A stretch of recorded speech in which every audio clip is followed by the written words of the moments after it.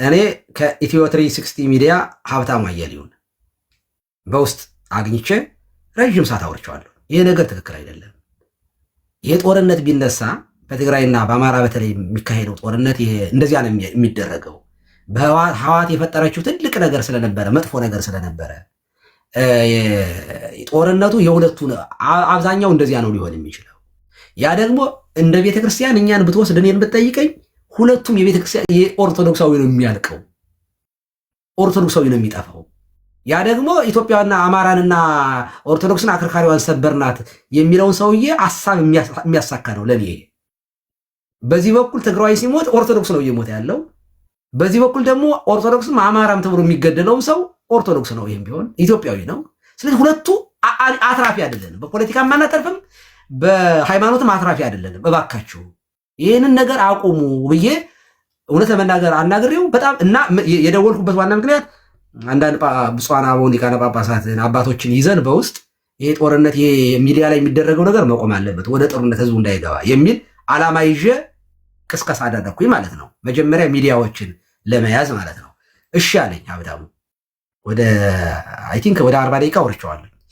ከዛ ትግሪያ ሚዲያ ውስጥ ደግሞ አሉላ ሰሎሞንን በውስጥ በፌስቡክ ላይ እየደወልኩ ነው ስልካቸውን የማገኘው። ቴክስት አድርጉልኝ ብዬ አለኝ። አሁን እዚህ ጋር ባይዘዌ ስክሪን ላይ ላሳየህ ይችላል።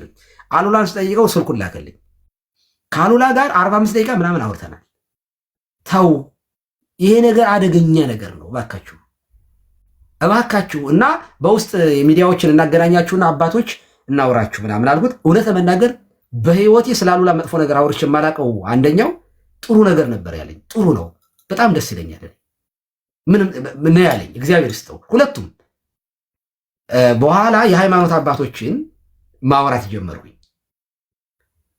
ማውራት ትልልቅ አባቶች ስም አልጠራም እንደው ቅር እንዳይላቸው እንጂ አንደኛው በሰሜን አሜሪካ የሁሉም የአስሩ ምናምን ሀገረ ስብከቶች ስራ አስኪያጆች ሰብሳቢ ነበሩ አንደኛው አባት።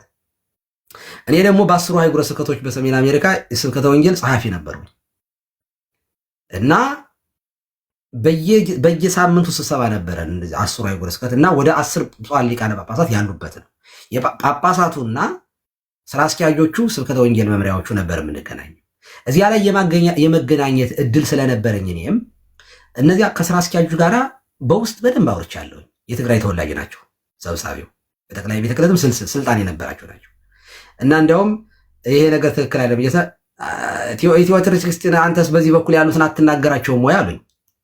እንዴ አውርቻቸዋለሁ አባታችን፣ ኢትዮ 360 እኔም አውርቻለሁ ማለት በትግራይ በኩል ያለውን ብቻ ነው ወይ የምትወቅሰው አይነት ስሜት ተሰምቷቸው ሲያወሩኝ፣ እንዴ እነሱንም አውርቻለሁ ሁለቱም በኩል ነው አልኋቸው። በኋላ ስልክ ደወልኩኝ። አንደኛው ሁለቱ ጳጳስ ሆነዋል አሁን ትግራይ ውስጥ ማቃቸው፣ እንዳጋጣሚ ኢትዮጵያ ማቃቸው በጣም ወዳቸው አባቶች ስለነበሩ እባካችሁ እናቆም፣ በውስጥ ሚዲያዎችን አነጋግሬ ያለውኝ በዙም ስብሰባ እናደርግና እናስቆመው አልኋቸው። እኛ ምን አቅም አለን ብለው ነው የመለሱልኝ። ብታምኑ ስም መጥራት እችላለሁ፣ ባይዘ ስም መጥራት እችላለሁ። ተው አልኩኝ። ሁሉም ፊታቸው ናል ምን አቅም አለን ያሉኝ። ኧረ አቅም አለኝ እኔ እንኳን ከእናንተ ማንሳው ሰውዬ ይህን ያህል እያወራሁ ነው እኮ። እኛ እኮ ትልልቅ ሰዎች እኮ ነን፣ ህፃናት አይደለንም። አቅም አለን። ሚዲያዎች እሺ ብለውኛል። ፊታቸውን አዞሩብኝ። በትግራይ በኩል ያሉት በሳምንቱ መስከረም 24 ነው ምናምን ጦርነቱ ሲጀመር ሎስ አንጀለስ ላይ ሰላማዊ ሰልፍ ወጥተው አየኋቸው። እውነቱን ነገር የተሰማኝ ስሜት ይበላችሁ ያልኩኝ በጣም ተናድጄ ስለነበር ማለት ነው። እምቢ ስላሉ ፊታቸውን ስላዞሩብኝ 4 ሰው ጋር ደውዬ 4ቱም ፊታቸውን ሲያዞሩብህ እኔ እንደውም በኋላ የሆነ ወሬ ሰማሁኝ። በቃ በአንድ ሳምንት ውስጥ አዲስ አበባ እንገባለን የሚል ኦሪየንቴሽን ተሰጥቷቸዋል የሚባል ወሬ ሰማሁኝ። ህወሓት ናት ይችን ያለችው። ስለዚህ ይህንን ሰምተው ስለነበረ ነው ማለት ነው እርቁ ሲገፉ የነበሩት ራሳቸው አባቶች ናቸው ብዬ ከዚያ በኋላ ስልክ መደዋወሉን አቆምን። ጦርነቱ ሲጀመር እኔ ቁጭትም ስለነበረኝ የተወሰነ ጊዜ በእንትን ተቀምጦ ግን ጽፍ ነበር፣ ግጥሞች ገጥም ነበረ። እንዲያውም ይሄ ትግራይና አማራ አንድ ነው አይነት ግጥሞች ኃይለኛ ገጥም ያለው። ፖለቲከኞችን ግን በጣም አወግዛለሁ። ብልጽግናን እንደማወግዝ በህይወቴ እንደ ህወሓት ማወግዘውም እንደ ብአዴን ማወግዘውም የለም። እነዚህ ሰዎች ሃይማኖት የላቸውም ብዬ ነው የማምነው። ቤተክርስቲያኖ ሲጎዱ የነበሩ ክርስቲያንን የሚሉ ሰዎች ስለሆኑ ማለት ነው፣ ኦርቶዶክስን የሚሉ ስለነበሩ ማለት ነው። እኔ ህወሓትንና የትግራይ ህዝብ ለይቼ ነው የማየው። ብአዴን የሚባል ባንዳንና የአማራን ህዝብ ለይቼ ነው የማየው አሁንም ድረስ ማለት ነው። አሁንም ድረስ ማለት ነው። ስለዚህ ስናወራ በሁለቱም በኩል በዚያ ውስጥ ሁኜ ግን ስለ ሀገሬ ጉዳይ ግን በፍጹም ኮምፕሮማይዝ አላደረኩኝ። ለምሳሌ አባ ሰረቀ ብርሃን መገንጠል አለብን ኢትዮጵያ ሀደገተነ ኤልዛቤል ምናምን ብለው አወሩ። ዘሪቨርስ አሁን አማራ ህዝብ እየተጨፈጨፈ ነው አይደለ? እኔን እንደ አማራ አድርገው ውሰደኝና መገንጠል አለብን እንዲያውም በኋላ ማለት ነው የአማራ የራሱ ሲኖዶስ መመስረት አለበት ሲባል ቁጥር አንድ ሚዲያ ላይ ቀርብ ባይዘው ሚዲያው ምን ብሎ ጻፈ? ሲኖዶስ ሊታሰብበት አይገባም የሚል ታይትል ሰጥቶት ነበር። አውርደው ነው ያልኩት። ገና ወደ ላይ ከመግባታችን በፊት ስቱዲዮ ውስጥ ገብተን አቁመው ነው ያልኩት። የሚባል ነገር አይሰራ። የአማራ ሲኖዶስ የኢትዮጵያ ኦርቶዶክስ ተዋሕዶ ሲኖዶስ የማን ሆኖ ነው የአማራ ሲኖዶስ የሚባል ነገር? ቤተክርስቲያን ክልላዊ አይደለችም። አውርድ ነው ያልኩት። አባ ሰረቀ ግን መገንጠል አለበት እስቲል ነው ጌታቸው ታርቆ አባ ሰረቀ ብርሃን አንድ መሆን የለብንም ብለው አቡነ ማትያስን ቤተክርስቲያን ዘግተውባቸው የመለሷቸው። እኔ አሁን ብጠይቀኝ የአማራ ሲኖዶስ እንዲመሰረት በፍጹም አልፈልግም፣ እታገላለሁ። እንዳይመሰረት እታገላለሁ። በድሮን እየተጨፈጨፈ ነው ህዝቡ። የስ አብነት ትምህርት ቤቶች የኔ መርጌታዬ በነገራችን ላይ የቅኔ መምሪያ አዴት ላይ ተገሏል። በጥይት በጠራራ ፀሐይ ወቅስ ያደርግ ማለት ነው።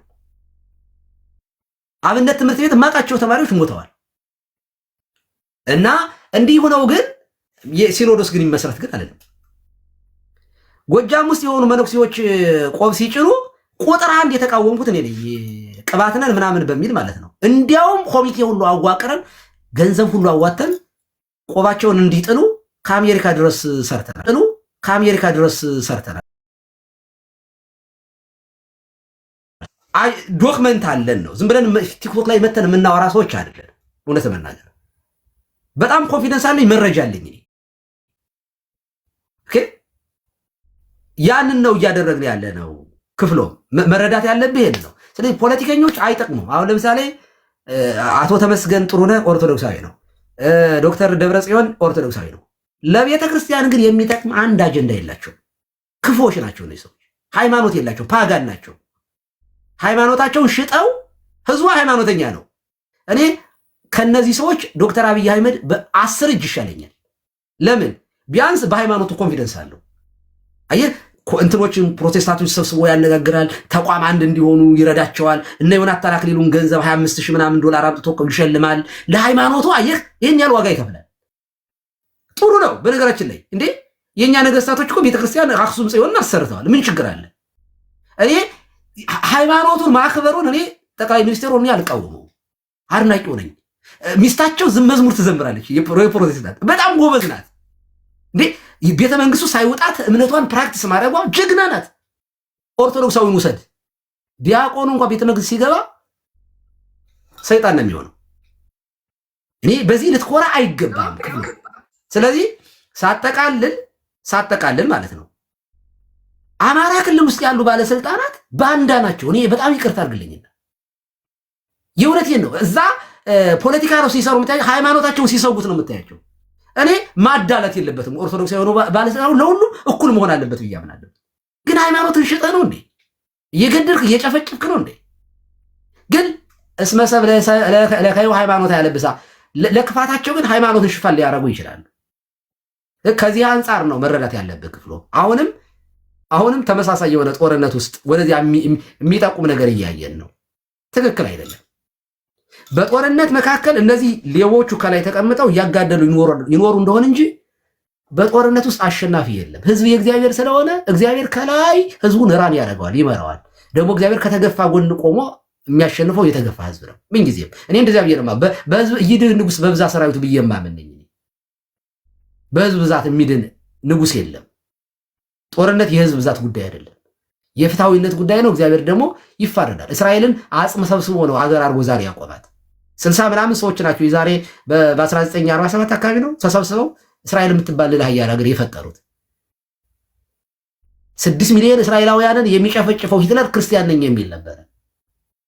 ግን እስራኤልን የሰበሰበ እግዚአብሔር ነው። እና ምን ልፈልጌ ነው ሲጠቃለል እንደ አባ ሰረቀ ብርሃን ያለ ቄስ እኔ እቃወማለሁኝ። ኦኬ ኢትዮጵያ ኤልዛቤል ናት ብያለሁ። እኔ ኢትዮጵያ ኤልዛቤል ከሆነች ኢትዮጵያ ኤልዛቤል ሆና አክሱም ጽዮን ቅድስት የምትሆንበት ሀገር የለም።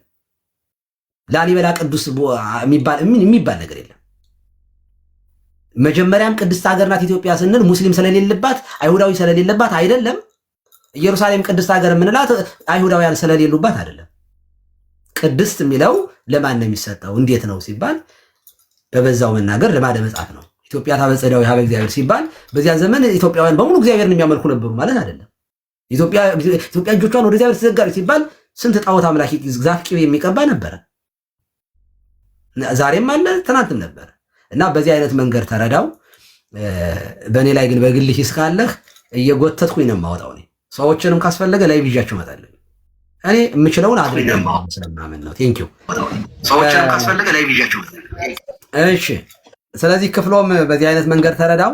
ሊቃውንቱም እየመጡ ስለሆነ ለእነሱም አስተያየት እንዲሰጡ ማድረግ ይጠበቅብኛል። አይ ቲንክ ዲቴል ወደዚያ ውስጥ እንድንገባ አንፈልግም። በተለይ መምህራን ስለገባችሁ፣ መምህር ኤፍሬምም መምህር መንበሩም ስለገባችሁ እኔ ያወራሁት መሰረታዊ ትምህርቱ ላይ ነው እንጂ ፖለቲካ ዲቴል ስፔሲፊክ አድርጎ ገሌ ገሌ ማለቱ አልፈልግም። እኔ ከእናንተ ጋር እንደዚህ ያለ ላይ በፍጹም መስራት አልፈልግም። እኔ የማወራውን ነገር ኃላፊነት መውሰድ ያለብኝ እኔ ነኝ። መድፈርም ካለብኝ መሳሳትም ካለኝ ብቻዬን ነው መሳሳት የምፈልግ እንጂ ወንድሞቼ ሊቃውንቱን የሚጎዳ ነገር ለእናንተ መጥፎ የሚያመጣ ነገር ማድረግ ስለማልፈልግ እውነት ለመናገር ጥንቃቄ አድርጋችሁ አስተያየትን መስጠት ካለባችሁ የሚያንጽ ነገር ማድረግ ይቻላል፣ ማስተማር ትችላላችሁ። እኔ ህዝብ ኪዮስ ውስጥ ሲገባ፣ ህዝብ ምስቅልቅል ውስጥ ሲገባ፣ ፍትህ ሲደፈጠጥ ስለ ፍትህ መቆም፣ ስለ አንድነት መቆም፣ ስለ ሰላም መጮህ፣ ስለሚጠፉ በጎች መጨነቅ የሃይማኖት ድርሻ ነው። በዚህ ውስጥ ጣልቃ የመግባት ሙሉ በሙሉ ኃላፊነት አለብን ብዬ ነው የማምነው። ይህንን ነው የምለው። ለመምህራኑ ዕድል ልስጥ መጀመሪያ፣ ወይስ ጥያቄ ካላችሁ እነሱ ይመልሱላችሁ? እንደዚያ ይሻላል መሰለኝ። ሰላም በሉን መምህር ኤፍሬም።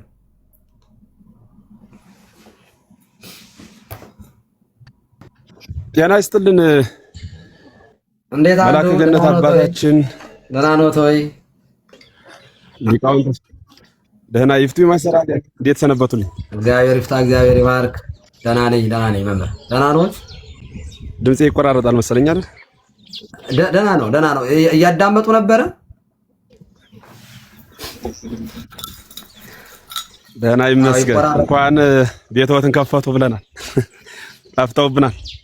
ቤት ቢዚ እየሆንኩ ተቸግሬ በጣም ባተሌ ቄስ እያረፈ ነው የሚደርሰው ኔትወርኩ እኔ ጋር።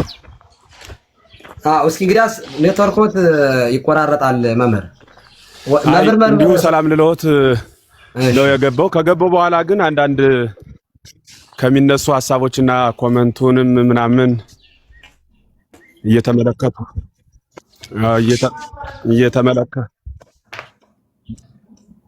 በቃ ሲጠራ ኔትወርኩ የሀሳብ ሰጣለሁ። በኋላ እንደዚህ አይሻልም? ጥራት ሲኖር ልቆይ። ሌሎች መምህራን ይቅደሙ። የኔታ መንበሩ ሌሎቻችሁን ሰላም ብያለሁ። ይቀጥሉ መምህር መንበሩ። ይስጥልን፣ ይፍቱኝ፣ ባርኩኝ። አባቴ እንዴት አደራችሁ? ካህኖት መምህር አላ ደረስኩ። እሺ ይቀጥሉ። ይቀጥሉ። እሺ ሰላም ብያለሁ የኔታ ኤፍሬም። ሌሎች ምናልባት እድል ካላቸው ይቅደሙና ቀጥላለሁ።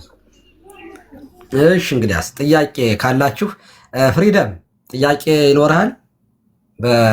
እያዳመጥከኝ ነበረ? እያዳመጥኩ ነበር። ጤና ይስጥልኝ ብያለሁ። እኔ እንግዲህ ያው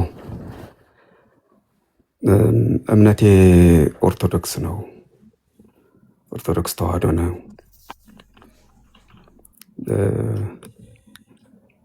በቅድስት ቤተክርስቲያን በድንግል ማርያም በኢየሱስ ክርስቶስ በዛ አምናለሁ።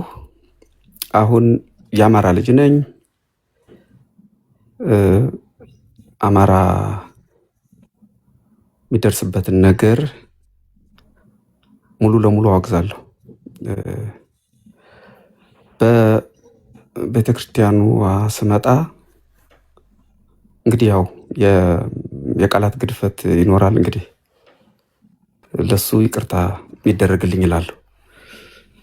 ምክንያቱም በዚህ እንትን አላለፍኩም። በቤተክርስቲያኗ ስመጣ ግን ያው የሰው ልጅ እግዚአብሔር ፍጥረት በሙሉ ከሊቅ እስከ ደቂቅ ይሄ ጎሳ የለውም ይሄ እንዲህ የለውም ብላ ነው የምትሰብክ ቤተክርስቲያኗ። አማራ ነው፣ ትግሬ ነው፣ ኦሮሞ ነው፣ እንደዚህ ዶርዜ ነው ምናምን አትልም።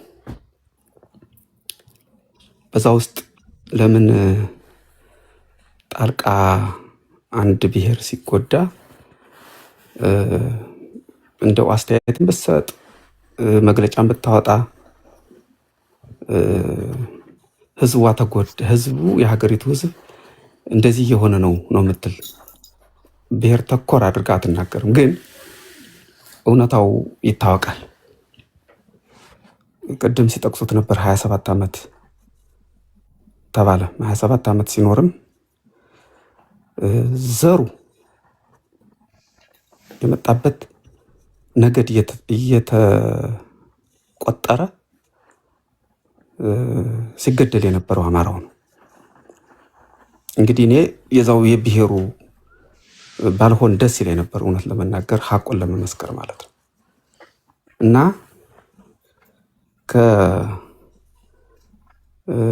ከ1977 ጀምሮ የአማራ ክፍል ሀገሪቱ ድርቅ ስለነበር በድራውት ምክንያት ወደ ኢትዮጵያ እዛው ከኢትዮጵያ ወደ ኢትዮጵያ ከክልሉ ከአማራ ክልል ከነበሩበት ወደ ኢትዮጵያ የሌላው ክልል ሂደው ነበር። ከዛ አመቱም ሲቆጠር 41 አካባቢ ይሆናል።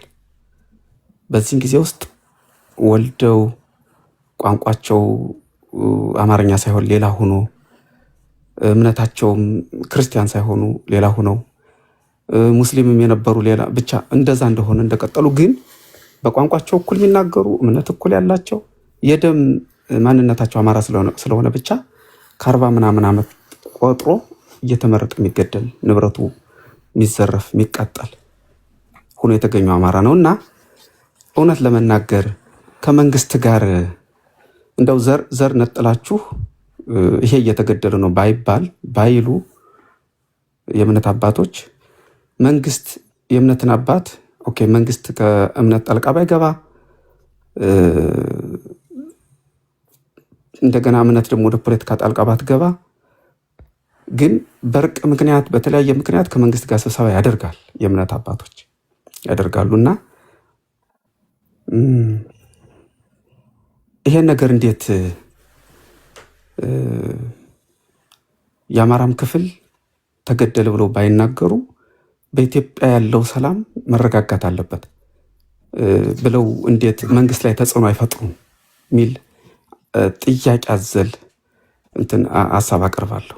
ምክንያቱም እንደሚያውቁት እንግዲህ እሶ ማሉ ሐሳቦት እንደሰማሁት ይሄ በመንግስት ስርዓት ያለ አይደግፉም። ግን ሌሎች በተለይ ኢትዮጵያ ምድር የሚኖሩ በሲኖዶስ ደረጃ ያሉ ምናምን እንዴት የሰው ዘር እንዴት ይገደላል? በኋላ የሰው ዘር ሙቶ ካለቀ በኋላ እምነቱን የት ላይ ሊያድር ነው? መጀመሪያ ሰው አይቀድምም የሚል ጥያቄ አቅርቤ በዚህ ጉዳይስ ምን አይነት ጥያቄ ጠይቆ ሐሳብ ተመልሶልዎታል? ለርሶ አመሰግናለሁ። ቴንኪው። አንድ ነገር ብቻ ልበልና የአማራ ህዝብ ተበድሏል፣ የአማራ ህዝብ ተጨቁኗል የሚለውን አያግሪ አልሽኮረመምም። እኔ በዚህ ጉዳይ ላይ መሽኮረም አያስፈልግም። በሰነድ የተጻፈ ዶክመንት ስላለኝ ማለት ነው። አንደኛ የህወሓት ማኒፌስቶ በራሱ ይህንን የሚያሳየው የብልጽግና ማኒፌስቶ ራሱን የሚያሳይ ነገር ነው። ከዚያ በላይ ግን ህገ መንግስታችን የተቀዳበት ይሄ መጽሐፍ የባሩድ በርሜል ኢትዮጵያ የባሩድ በርሜል የሚል ሮማን ፕሮጃስካ የተጻፈ በ1935 እንደ አውሮፓውያን አቆጣጠር አፄ ኃይለሥላሴ ያባረሩት ጋዜጠኛ ለዓለም በጋዜጣ አሳትሞ ያሰራጨው ጽሁፍ ነው ይሄ መጽሐፍ እና የኢትዮጵያ ህገ መንግስት የተቀዳበት መጽሐፍ ነው ይሄ መጽሐፍ። የአማራ ህዝብ በተለየ ሁኔታ በጠላትነት የታየው ለምንድን ነው የሚለውን በደንብ ማወቅ ያስፈልጋል። እኔ ብዙዎች ሲሽኮረመሙ ስለማይ ሪያሊቲን መሸሽ አልፈልግም። ምንም የተባለ ነፍጠኛ የሰበሩን ሰበር ናቸው። ምንም መሽኮርመም አያስፈልግም። ቤተክርስቲያን ከአማራ ጋራ አማራን ከቤተክርስቲያን ጋራ የመስፋት ስራ ሲሰራ ነበር። በፕሮቴስታንቶች ይመጡና ኦሮሞን ወስዶ ገብረ ማርያም ሀጎስን ገብረ ማርያም እንትን የቶሎሳን ወስደው ገብረ ማርያም ወልደ ማርያም ብለው አማራ ያረጉታል ሲሉ ነበር። አማራ ግን ክርስትና ሲነሳ ክርስትና ስም የሚወጣለት ሌላ እንጂ ከበደ አበበ የሚባለውን ተለውጦ አይደለም። እና ሲጀመር ኦሮሞ ክርስትና ስም ሲወጣለት የግዕዝ ስም ነው የሚወጣለት። ተመሳሳይ ነው። የትግሬውም የአማራውም ክርስትና ስም ሲወጣ በግዕዝ ነው የሚወጣለት። መጠሪያ ስሙን ግን አይቀይርም። ስለዚህ አሁን እንደ አማራ ህዝቡ ያልተረዳው ነገር ብዬ የማስበው እኔ አንደኛ የንባብ እጥረት አለብን። እውነት ለመናገር ፖለቲከኞች ራሱ በጣም የሞተ ነው አስተሳሰባቸው። እኔ በጣም አዝናለሁ በእውነቱ። በየሰፈሩና በየመንደሩ ጫካ ውስጥ እንኳን ገብተው በሰፈርና በመንደር ሲወጣጠሩ ታያቸዋለህ። የውጭ መንግስታት የአማራን ህዝብ የሚያዩት የነጭ ጠላት እንደሆነ አድርገው ነው የሚያስቡት። አማራ ማለት ገዥ እንደሆነ ተደርጎ ነው የሚቆጠረው። አማራ ገዥ ነው ይላሉ ነጮቹ። የኢትዮጵያ ገዥ ነው ብለው ነው የሚያምኑ። አንዳንዱ ደናቁርት ደግሞ ይመጡና አማራ የሚባል የለም ይሉሃል ይመጣና። ነጮቹ ግን የሚያምኑት የኢትዮጵያ ገዥ አማራ ነው ብለው ነው የሚያምኑ። ስለዚህ ጣሊያንን ነጭን ያሸነፈ መሪው ምኒልክ አማራ ስለሆነ የነጮችን በነጮች ላይ የበላይነትን የወሰዱ መሪዎች አማራ በመሆናቸው እንደ ጠላት ተቆጥረዋል። ስለዚህ አማራ የኢትዮጵያ ውስጥ ስልጣን እንዲይዝ አይፈለግም በየትኛውም ዓለም ላይ። ለምን? ሀገር ወዳድ ስለሆነ የሚፈልጉትን ለውጮቹ እየተላላኩ አይኖርም። ለኛ አይላላኩም፣ ለኛ አይታዘዙም። አምባገነኖች ናቸው። አይደለም ለነጭ አፍሪካን ራሱ የመጠቅለል እሳቤ ነው ያላቸው ብለው ያምናሉ ነጮቹ። በመጻፋቸው ላሳይ ነው ባይዘው። ስለዚህ ተላላኪ ነው የሚፈልጉት። ሌሎቹ መንግስታት አይታቸው ከሆነ የሚላላክ መንግስት፣ ስትሮንግ የሆነ ጠንካራ የሆነ የሀገር መሪ አይፈልግም። አፍሪካ ውስጥ አይፈልግም። ለምን? ጠንካራ ከሆነ ወደ ውስጡን ያደራጅባቸዋል። እየመጡ መበዝበዝ አይችሉ። ስለዚህ ባንዳ የሆኑትን ወይንም ደግሞ ስልጣን መውጣት የማይችሉ ሰዎች በህዝብ መመረጥ ስለማይችሉ፣ በማጆሪቲ ሩል መምጣት ስለማይችሉ፣ ማይኖሪቲ ራይት እንጂ በማጆሪቲ ሩል ስልጣን መያዝ ስለማይችሉ በሌሎቹ ነው መንግስት የሚሆኑት ማለት ነው። ከውጭ እርዳታ አግኝተው ነው የሚሾሙት ማለት ነው። ስለዚህ አማራ ሀገር ወዳድ ነው ተብሎ ይታሰባል። አማራ ድንበሩ እንዲነካ አይፈልግም፣ የኢትዮጵያ ድንበር ተብሎ ይታሰባል። ይሄ የሀገራችን ህዝብ ፖለቲከኞች ይህንን አያወሩም። ኦኬ፣ አሁን ካሜራ ያለ ገልበጥና ላስለንብብህ። ህገ መንግስቱ ከየት እንደተቀዳ ማሳየት ፈልጋለሁ። እሺ፣ ይህንን መጽሐፍ እንደምትመለከተው በእንግሊዘኛው ማለት ካስፈለገ በእንግሊዘኛው ምን አሳያችሁ እችላለሁ። የባሩድ በርሜል ኢትዮጵያ የባሩድ በርሜል ይላል። ጸሐፊው ማን ነው? ሮማን ፕሮጃስካ። እንግሊዘኛውን የተረጎመው ደበበ እሸቱ ነው። የተጻፈበት ዓመተ ምህረት ይሄ መጽሐፍ የተጻፈው እንደምታዩት 1935 እንደ አውሮፓውያን አቆጣጠር፣ በኢትዮጵያ 1920 ስንት ማለት ነው? 27 አፄ ኃይለ ሥላሴ በወቅቱ ያባረሩት ጋዜጠኛ ነው። ይሄ ጋዜጠኛ ሴራ ሲሰራ እንግዲህ ጣሊያን ከተገረፈች በኋላ ከወጡ በኋላ እንደገና ንጉሱ እንደገና ጣሊያኖች ተመልሰውም ሲመጡ ብዙ ነገሮች ሲያደርሱ አልነበረ እና ያን ጊዜ ሲያባረሩት ይህንን ጽሑፍ ጽፎ ነው ያሳተመው። በዓለም ላይ የተበተነው ባይዞ ጋዜጣው በዓለም ላይ በጣም የወቅቱ አንገብጋቢ እና ከዚህ ውስጥ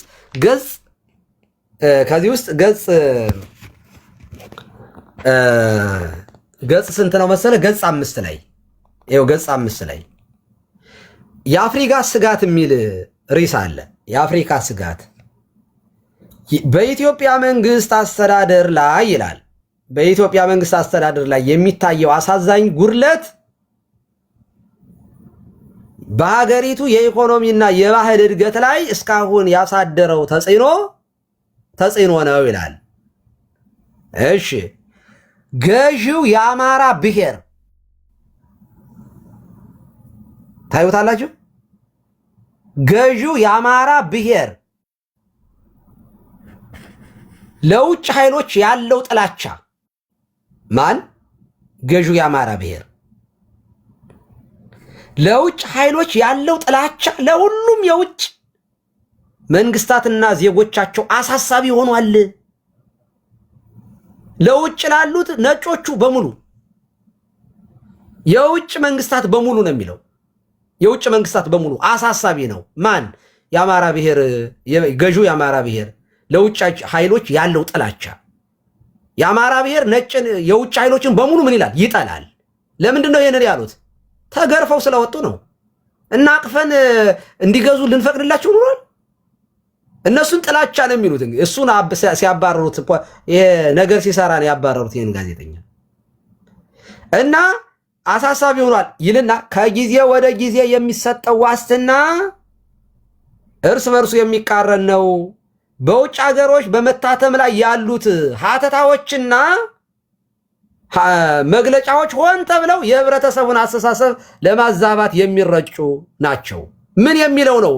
በዓለም ላይ የሚታተሙ ሀተታዎች ምንድን ናቸው? ኢትዮጵያ አንኮሎናይዝ ሀገር ነች፣ ነጮችን ድል አደረገች፣ ነጮችን አሸነፈች፣ በዓለም ላይ ድል ተቀዳጀች፣ አድዋ የሚጎራው ስለ አድዋ የሚተረከው ነገር በጣም አሳሳቢ ነው ይላል። የዓለምን ህብረተሰብ አስተሳሰብ ለማዛባት የሚሰራጩ ናቸው ይላል። በተቻለ መጠን አለቀጠለና ይኸው በተቻለ መጠን አለ የውጭ ኃይላትን በማዳከምና ተስፋ በማስቆረጥ የውጭ ኃይላትን በማዳከምና ተስፋ በማስቆረጥ በኢጣሊያ ባለአደራነት አለ በውጭ ኃይሎችና በኋላም በልባሙ ንጉሥ ምኒልክ እነሱ ዋይዝማን እያሉ ይጽፉላል። አንተ ጡት ቆራጭ ምናምን ትላለህ ማለት ነው። ነጮቹ የሚያስቡት ምኒልክን ዓለምን ስጋት ላይ ሊጥል ነው ሊገዛን ነው ብለው ነው የሚያስቡት። ባይዘ በልባሙ ንጉሥ ልባም ብለው ነው የሚጠሩት። በልባሙ ንጉሥ ምኒልክ ለሀገሬውና ለነጮች የለሙትንና የተደራጁትን የአውሮፓ ተቋማት ለማጥፋት የተቃጣ አካሄድ ነው። አያችሁ፣ ገዢው የአማራ መንግስት የሚሄድበት መንግስት አካሄድ ነው የሚለው በውጭ የለሙትንና የተደራጁትን ለሀገሬውና ለነጮች የለሙትንና የተደራጁትን የአውሮፓን ተቋማት ለማጥፋት ነው የሚሰራ ብለው ነው የሚያምኑት። ኢትዮጵያን የዓለም ስጋት አድርገው የአማራን ህዝብ የዓለም ስጋት አድርገው ነው የሚቆጥሩት። በዲፕሎማሲ ያምናል ብለው ያምኑ። አምባገነን ነው። በሀገሩ ጉዳይ ላይ ኮምፕሮማይዝ ስለማያደርግ ይሄ ለነጮቹ ስጋት ነው፣ የአፍሪካ ስጋት ነው የሚለው ቶፒኩ ልብ አድርጎ። ከዚያ ይቀጥላል። የኢትዮጵያ ህዝቦችና ነገዶች አለ ቀጠለና የኢትዮጵያ ህዝቦችና ነገዶች በዘር፣ በቋንቋ፣ በባህል ከኢትዮጵያ ገዢዎች ጋር ራስን በራስ የማስተዳደር መብት ተሰጥቷቸው ቢሆን ኖሮ ገና ድሮ የኢትዮጵያዊነትን አስኳል ከውስጣቸው አውጥተው በጣሉ ነበር። ምን አሉ? የኢትዮጵያን ህዝቦችና ነገዶች አለ በዘር፣ በቋንቋ፣ በባህል ብንከፋፍላቸው ኖሮ ነው እኮ የሚለው። ራስ በራስን ቢያስተዳድሩ ማለት ራስን በራስ ማስተዳደር ምንድን ነው? አሁን ክልሎች ህገ መንግስቱ ከዚህ ነው የሚቀድ። እኛ ብሔር ብሔረሰቦች የኢትዮጵያ ህዝቦች ይላል። ኢትዮጵያ እንደ ኔሽን ማለት እንደ አንድ ሀገር ልጆች ሳይሆን የምንቆጠረው ከአሁን የተለያዩ ሀገሮች ዩናይትድ ሆነው የመሰረቷት ሀገር አድርጎ ነው ህገ መንግስቱ የሚያሳየው። ኢትዮጵያዊነት የሚባል ማንነት እንዲወገድ ነው የተፈለገው። የኢትዮጵያዊነት አስኳል እንዲወጣ ምን መደረግ አለበት አለ ሰውዬ? በዘር፣ በነገድ፣ በቋንቋ፣ በባህል ከኢትዮጵያ ገዢዎችና ጋራ ራስን በራስ የማስተዳደር መብት የኢትዮጵያ መሪዎች የበላይ ሆነው ማለት ኢትዮጵያን አንድ አድርገው የሚመሩት እነዚህን መሪዎች አለ ራስ ገዝ አድርጎ ክልሎችን፣ ብሔር ቋንቋዎችን፣ ነገዶችን ራስ ገዝ ማድረግ ራሱን የቻለ መንግስት ማድረግ አለ። ከዚያ የኢትዮጵያዊነትን አስኳል አውጥተው ይጥሉ ነበረ። እንደዚህ ብናደርግ ኑሮ መቼም ይህን ስትሰሙ አለማልቀስ አይቻልም። የኢትዮጵያዊነት አስኳል ምንድን ነው? አንድነት ነው፣ ህብረት ነው፣ በቋንቋና በነገድ አለመከፋፈል ነው። ብንከፋፍል ኑሮ ግን አንዱ አንዱን ይጠብቃል። ትግራይና አማራ እንግዲህ ወንድማማች ህብረተሰብ ነው። በነገድም አንድ ነው እኮ በነገራችን ላይ በሃይማኖትም አንድ ነው። እንግዲህ ሃይማኖት ነው ሰውን መቼም አንድ የሚያደርገው አለ። ሃይማኖት ዩኒቨርሳል ነው። ፖለቲካ ድንበር አለው። ግን ምንድነው የተደረገው? በቋንቋ ከፈሉን ማለት። ቋንቋችን ደግሞ አማርኛም ትግረኛም ከግዕዝ ነው የተወለደው። የአንድ ግዕዝ ተናጋሪ የነበረ ህዝብ ነው። ምንም ልዩነት አልነበረውም እውነት ለመናገር። ግን ምን ተደረገ? ትግራይ ለአማራ ጠላት ተደረገ። አማራ ለትግራይ ጠላት ተደረገ። ኦሮሞ ለአማራ ጠላት ተደረገ። አማራ ለኦሮሞ ገዳይ ጨቋኝ ተደረገ። ማነው ይሄን ያደረገው? ነጮቹ። ለምን? የኢትዮጵያዊነትን አስኳል በጋራ ስለቆሙ ነው ድል ያደረጉን ነው። ዱ ዩ ቲንክ አድዋ ላይ የአሁኑ ብሔር ብሔረሰብ ቢኖር ድል የምናደርግ ይመስላል? ሱዳኖች አይደሉም እንደፈለገ የሚጫወቱብን? አሁን ሱዳን ጦርነት ውስጥ እንኳን ሆነን መሬታችንን እንኳን መስለቅ አልቻለም። ጦርነት እንኳን ውስጥ ሆነው ማለት ነው። የሱዳን መንግስት ግማሽ በሚደርስ መንገድ ሁለቱ እንኳን እየተዋጉ ድንበራችንን ግን ጎንደር ድረስ ዘልቀው ግን ገብተዋል። ሱዳን እንደዚህ ከመዋረድ መድኃኒዓለም የሚጠብቃቸው በእውነቱ ለምንድን ነው? በቃ እርስ በርሳችን ስንዋጋ እነሱ የሚፈልጉትን ያደርጋሉ። የሚፈልጉትን አንድ ስንሆን ስንሰበሰብስ ስደታችን ይቆማል። ቀሲስ ዲበኩሉን አሜሪካ አታገኙትም። ሀገሩ ምን የአሜሪካ ገዳም መሰላችሁ? እንደዚህ የሚመጣው ህይወትን ለማሻሻል ጭምር ነው። ቅዳሴ አጥቼ መሰላችሁ? ቤተክርስቲያን አጥቼ ነው እንደ አሜሪካ የመጣሁት እኔ። አገር ይህን የሚመስል ያችን የመሰለች ሀገር በምን ጠልቼ ነው? ስደት ያሳ ቀለብ ሆነን ቀረን። አንድነት ነው ኃይል የሚሰጠን ጉልበት። አንድነት ህዝብ ለአንድ ፖፑሌሽን እንገሮዝ ለአንድ ሀገር እድገት ነው። እና ግን ምን ሆነ? በዘርና በቋንቋ ብንከፋፍላቸው ኑሮ የኢትዮጵያዊነትን አስኳል ይጠፋል። የኢትዮጵያ ኤልዛቤል ያል ይመጣና አንደኛው ይመጣና የሆነ ብሔር ሲገደል ኢትዮጵያ እንዳትፈርስ ይላል። እግዚአብሔር ያሳያችሁ። የትኛው ኢትዮጵያ የምትባለው የትኛው ህዝብ ሳይጨፈጨፍ ማን ቀርቶ ማን ሲገደል ነው ኢትዮጵያዊነት የሚፈርሰው? ኢትዮጵያዊነት እኮ ማለት እኮ ዳር እስከ ዳር ያለው ህዝብ እኮ ነው። የሆነ ህዝብ ሲጠፋ ኢትዮጵያዊነት እንዳይፈርስ ብለህ ነው። እኔ እንደዚህ ያለች ኢትዮጵያን ያላቃትም በግሌ። የሆነን አካባቢ እያነገሰች የሆነን አካባቢ እንደዚህ የሚባል ኢትዮጵያዊነት የለም ወዳጆች። ኢትዮጵያዊነት ዳር እስከ ዳር ጋራውም ሸንተረሩም ሜዳውም ህዝቡም በሙሉ ነው ኢትዮጵያዊነት። እና የኢትዮጵያዊነት አስኳል ግን ወጥቷል። የለም እንደ ፖለቲካ እንኳ ኢትዮጵያዊ ፖለቲከኛ የለም። የብሔር ነው፣ የቋንቋ ነው፣ የነገር ነው። ቋንቋ ደግሞ በላል። ቋንቋ ደግሞ ይደበላልቃል። በመጽሐፍ ቅዱስ የምታውቁት አያገባባም። ሁሉም ራሱን ይጠብቃል። ግን ራሱን አላደንም። ትግራይ ህወሓት የትግራይን ህዝብ አድናለሁ ብላ እንኳን ልታድን ራሷም አልደረችም። በአዴን ባንዳና ተላላኪ ከመሆን ባህር ዳር ሄዶ ያድራል እንዴ? ማነው ይሄ? ማን ነበር የሚባለው? አረጋ ከበደ እዚያ እናቱን ሄዶ ጠይቆ መምጣት ይችላል እንዴ? አይችልም። ባንዳ ነው፣ ተላላኪ ነው። በባንዳነቱ ህዝቡን በድሮን እያስጨረሰ ይቀመጣታል። አይ የኦሮሞ ህዝብ ሰላም ነው። ወለጋ ሄዶ መምጣት የሚችል ትውልድ አለ። ጅማ በሰላም ሄዶ የሚመጣ ሰው አለ። የትኛው የኢትዮጵያ ክፍል ነው ጤነኛ ክፍል? እውነት በነገር ለምን ተለያይተናል? ቋንቋ ነው የምናመልከው፣ ጎሳ ነው የምናመልከው፣ ዘር ነው የምናመልከው። ኢትዮጵያዊነትን አውጥተን ጥለናል። በጋራ ካልቆምን ደግሞ ጠላት እንደፈለገ ይበታተነናል። በነገራችን ላይ ዘላለማዊ ጠላትነት ነው የምንተክለው። አሁንም ወደ አንድነት የማንመጣ ከሆነ ይውልሲ ኤርትራ ተገንጥላ ምን አገኘች? ሶማሌ ተገንጥሎ ምን አገኘ? ብሔር አንድ አያደርግም። ሶማሌና ሶማሌ አንድ አይደሉም። በእርግጠኝነት ትግራይ አንድ ሀገር ብትሆን ትግራይና ኤርትራ የዘላለም ጠላት ሆነው ነው የሚቀጥሉት። ጎንደርና ጎጃም ክልል ሀገር ቢሆኑ የዘላለም ጠላት የሚሆኑት እነዚህ ሁለቱ ናቸው። መቼም ሰላም አናገኝም። አሜሪካ እንደ ሀገር አንድ የሆነችው አንድ በሚያደርጋት ነገር ተባብራ ስለምትኖር ነው እንጂ ካሊፎርኒያ የራሴን እችላለሁ ቢል ቴክሳስ ቢል ወርልድ ዋር ነው የሚነሳው። አያስማማም። እና ከዚያ ደግሞ ይወርዳል እንጂ ይወርዳል። አማራ አሁን እንደ አማራ አንድ ሆን ሲል ጎጃም፣ ወሎ፣ ሸዋ ይከፋፈላል። ደግሞ ጎጃም ውስጥ ስትገባ ደግሞ ምስራቅ ምዕራብ ይላል። ደግሞ ምስራቅ ውስጥ ስትገባ ደግሞ ቀበሌ ውስጥ ይገባል። ቀበሌ ውስጥ ሲገባ ደግሞ በመንደር ድንበር ይጣላል። ገደብ የለውም። እንደዚያ መለያየት ገደብ የለውም። ለማንም ነው ማንም እንደመጣ እንደፈለገ ነው የሚያደርግ። እና ይኸው እነዚህ ሰዎች የሰጡን አጀንዳ ይሄ ነው። እንግዲህ የኢትዮጵያዊነትን አስኳል ከውስጣቸው አውጥተው እንዲጥሉ ህዝቡን ምን ማድረግ አለብን? በነገድ፣ በቋንቋ፣ በዘር ብንከፋፍለው ራስን በራስ ገዝ ቢሆኑ ራስ በራስ ክልሎች እኮ የክልሉ መንግስት ሳይፈቅድ የፌዴራል መንግስት አይገባም ጣልቃ አይገባም ይላል እኮ ህገ መንግስቱ። ለዚያ እኮ ነው በትግራይ መካከልና በፌዴራል መካከል ጦርነት እኮ አልፈለግንም እኛ ጣልቃ ግቡ መቻልን እኮ ነው አይደለ? ህገ መንግስቱ እኮ ይፈቅድላቸዋል እስከ መገንጠል ድረስ። ያው ትቀልዳለን። ህገ መንግስቱ ይፈቅዳል። ተሰብስበህ አጨብጭበህ ያጸደቅከው ነው። የአማራው ህዝብ ግን በተለየ ሁኔታ ነጮቹ ገዥ ሆኖ ነው የሚታየው። ይሄን ደግሞ የሀገሩ ህዝብ ገዛው። አማራ ጨቋኝ ነው፣ ነፍጠኛ ነው፣ ገዳይ ነው፣ ጥንቆራጭ ነው።